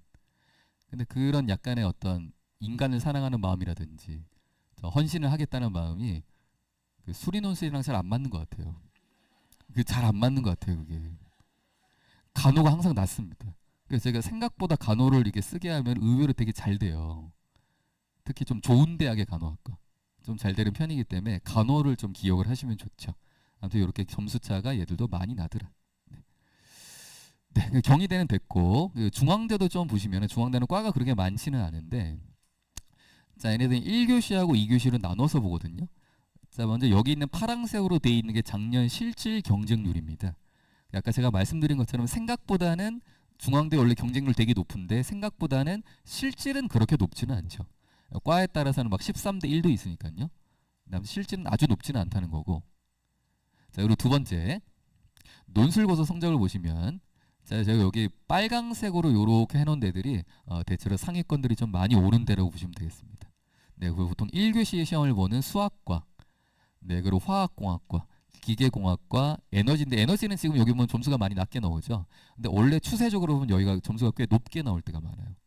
에너지 시스템 뭐 하는 데인지 혹시 아세요? 이름 되게 좋죠? 그 이름 짓는 게 되게 중요한 거예요. 과의 이름을. 에너지 시스템이랑 경희대도 똑같은 과 하나 있습니다. 저기 뒤에 보시면은 보이실까 모르겠는데 여기 원자력 요거 하나 조그만 거 하나 보이죠? 원자력? 발전 저기 원자력이에요. 근데 이름을 물론 원자력 말고 다른 것도 하지만 에너지 시스템 이렇게 하면 예쁘죠. 뭔진 모르고 저기 많이 써요. 네. 딴 데 세지 않을까 싶어요. 저게 원래 추세적으로 점수가 많이 높습니다. 근데 작년에는 모르겠어요. 이게 사람들이 원자력이라는 걸 눈치를 채서 그런 건지 아니면 작년에는 좀 다른 데로 많이 분산돼서 그런 건지 아무튼 작년에 좀 불규칙하게 이렇게 하겠는데 여기도 점수가 높은 편이고 2교시는 당연히 전자전기 융합공은 원래 인기학과니까 여기는 원래 좋은 거고 약학의학 빼고 1교시 소프트웨어 AI까지 요런 데들이 상위권들이 좀 많이 온 데로 보시면 되는데 근데 좀 주의할 게 최근에는 모든 대학들이 생명과학 계열 있죠. 논술 선호도가 높지 않습니다. 네, 그래서 점수가 항상 가장 낮은 편에 속하는 또 대 중에 하나인데 근데 작년에는 중앙대 결과를 보면 1교시 하는 것 중에 점수가 이상하게 제일 높아요. 그리고 이상하게 실질 경쟁률도 제일 높습니다. 근데 이런 것들은 저 인원이 작기 때문에 생기는 일종의 좀 불규칙한 현상이라고 보시면 되거든요. 그러니까 다른 데가 너무 높을 것 같아서 피해 왔는데 상위권 애들 중에서도 마지노선으로 중앙대를 생각하는 애들이 되게 많아요. 그런 애들이 어쩌다 보니 저쪽으로 갔을 가능성이 있어요. 근데 저거 예측하기가 어렵죠. 저렇게 되는 거는. 근데 중요한 거는 그러다 보니까 6명 뽑는데 지금 얘들이 합격하고 나서 70.6점으로 딱 합격했어요. 평균이지만 물론 컷은 좀 낮겠죠. 근데 추합도 없이 그냥 이 6명끼리 그냥 문을 닫아버렸어요. 한 명도 없이. 점수가 꽤 높게 나왔는데 중요한 거는 그럼 이거를 이제 보고 또 올해 다른 분들이 원서를 쓰겠죠. 저기 손이 잘 안 갈 겁니다. 저기에. 올해는 또 역시나 우리는 저기를 써야 돼요. 만약에 중앙대를 가고 싶으시면. 네. 원래 낮다 그랬어. 원래. 추세적으로 낮은데 이상하게 작년에 튀었잖아요. 잘 모르시는 분은 저기 손이 잘 안 간단 말이에요. 네. 반대로 올해는 예전 패턴으로 갈 가능성이 높다. 아주 낮을지 그건 모르겠지만 예전 패턴으로 갈 가능성이 높기 때문에 여기를 조금 기억을 해두시고 나머지 몰리는데도 기억을 해두신 다음에 자기가 만약에 뚫을 실력이 되면 쓰셔도 되고 아니면 뚫을 실력은 좀 모자르지만 나는 상향으로 중앙대를 한 장, 두 장 쓰고 싶다. 그래도 쓰셔도 괜찮습니다. 네, 일주일 후에 시험을 보기 때문에 좀 공부를 할 시간이 있으니까 네, 그렇게 하시는 것도 괜찮습니다. 여기까지 하면은 길죠. 제가 화요일보다 더 빨리 끝날 줄 알았는데 더 길어요. 대학이 많아가지고 아무튼 또 꼼꼼하게 보느라 좀 시간이 걸렸는데 오늘 저희는 여기까지 하면 될 것 같습니다. 여기까지 하면 제가 준비한 내용은 끝났고요. 또 대부분의 어머님들이 또 끝까지 들어주시고 너무 감사드리고 다음에 기회가 되면 보는 걸로 하고 자, 끝나고 제가 여기 왼쪽에 보시면 교무실이 있거든요. 네, 교무실에서 제가 있을 테니까 혹시 좀 질문할 거 있으신 분들은 네, 교무실로 오셔가지고 저한테 질문하시고 네, 그렇게 마무리 지으면 될 것 같습니다. 오늘 들어주셔서 감사합니다. 오늘.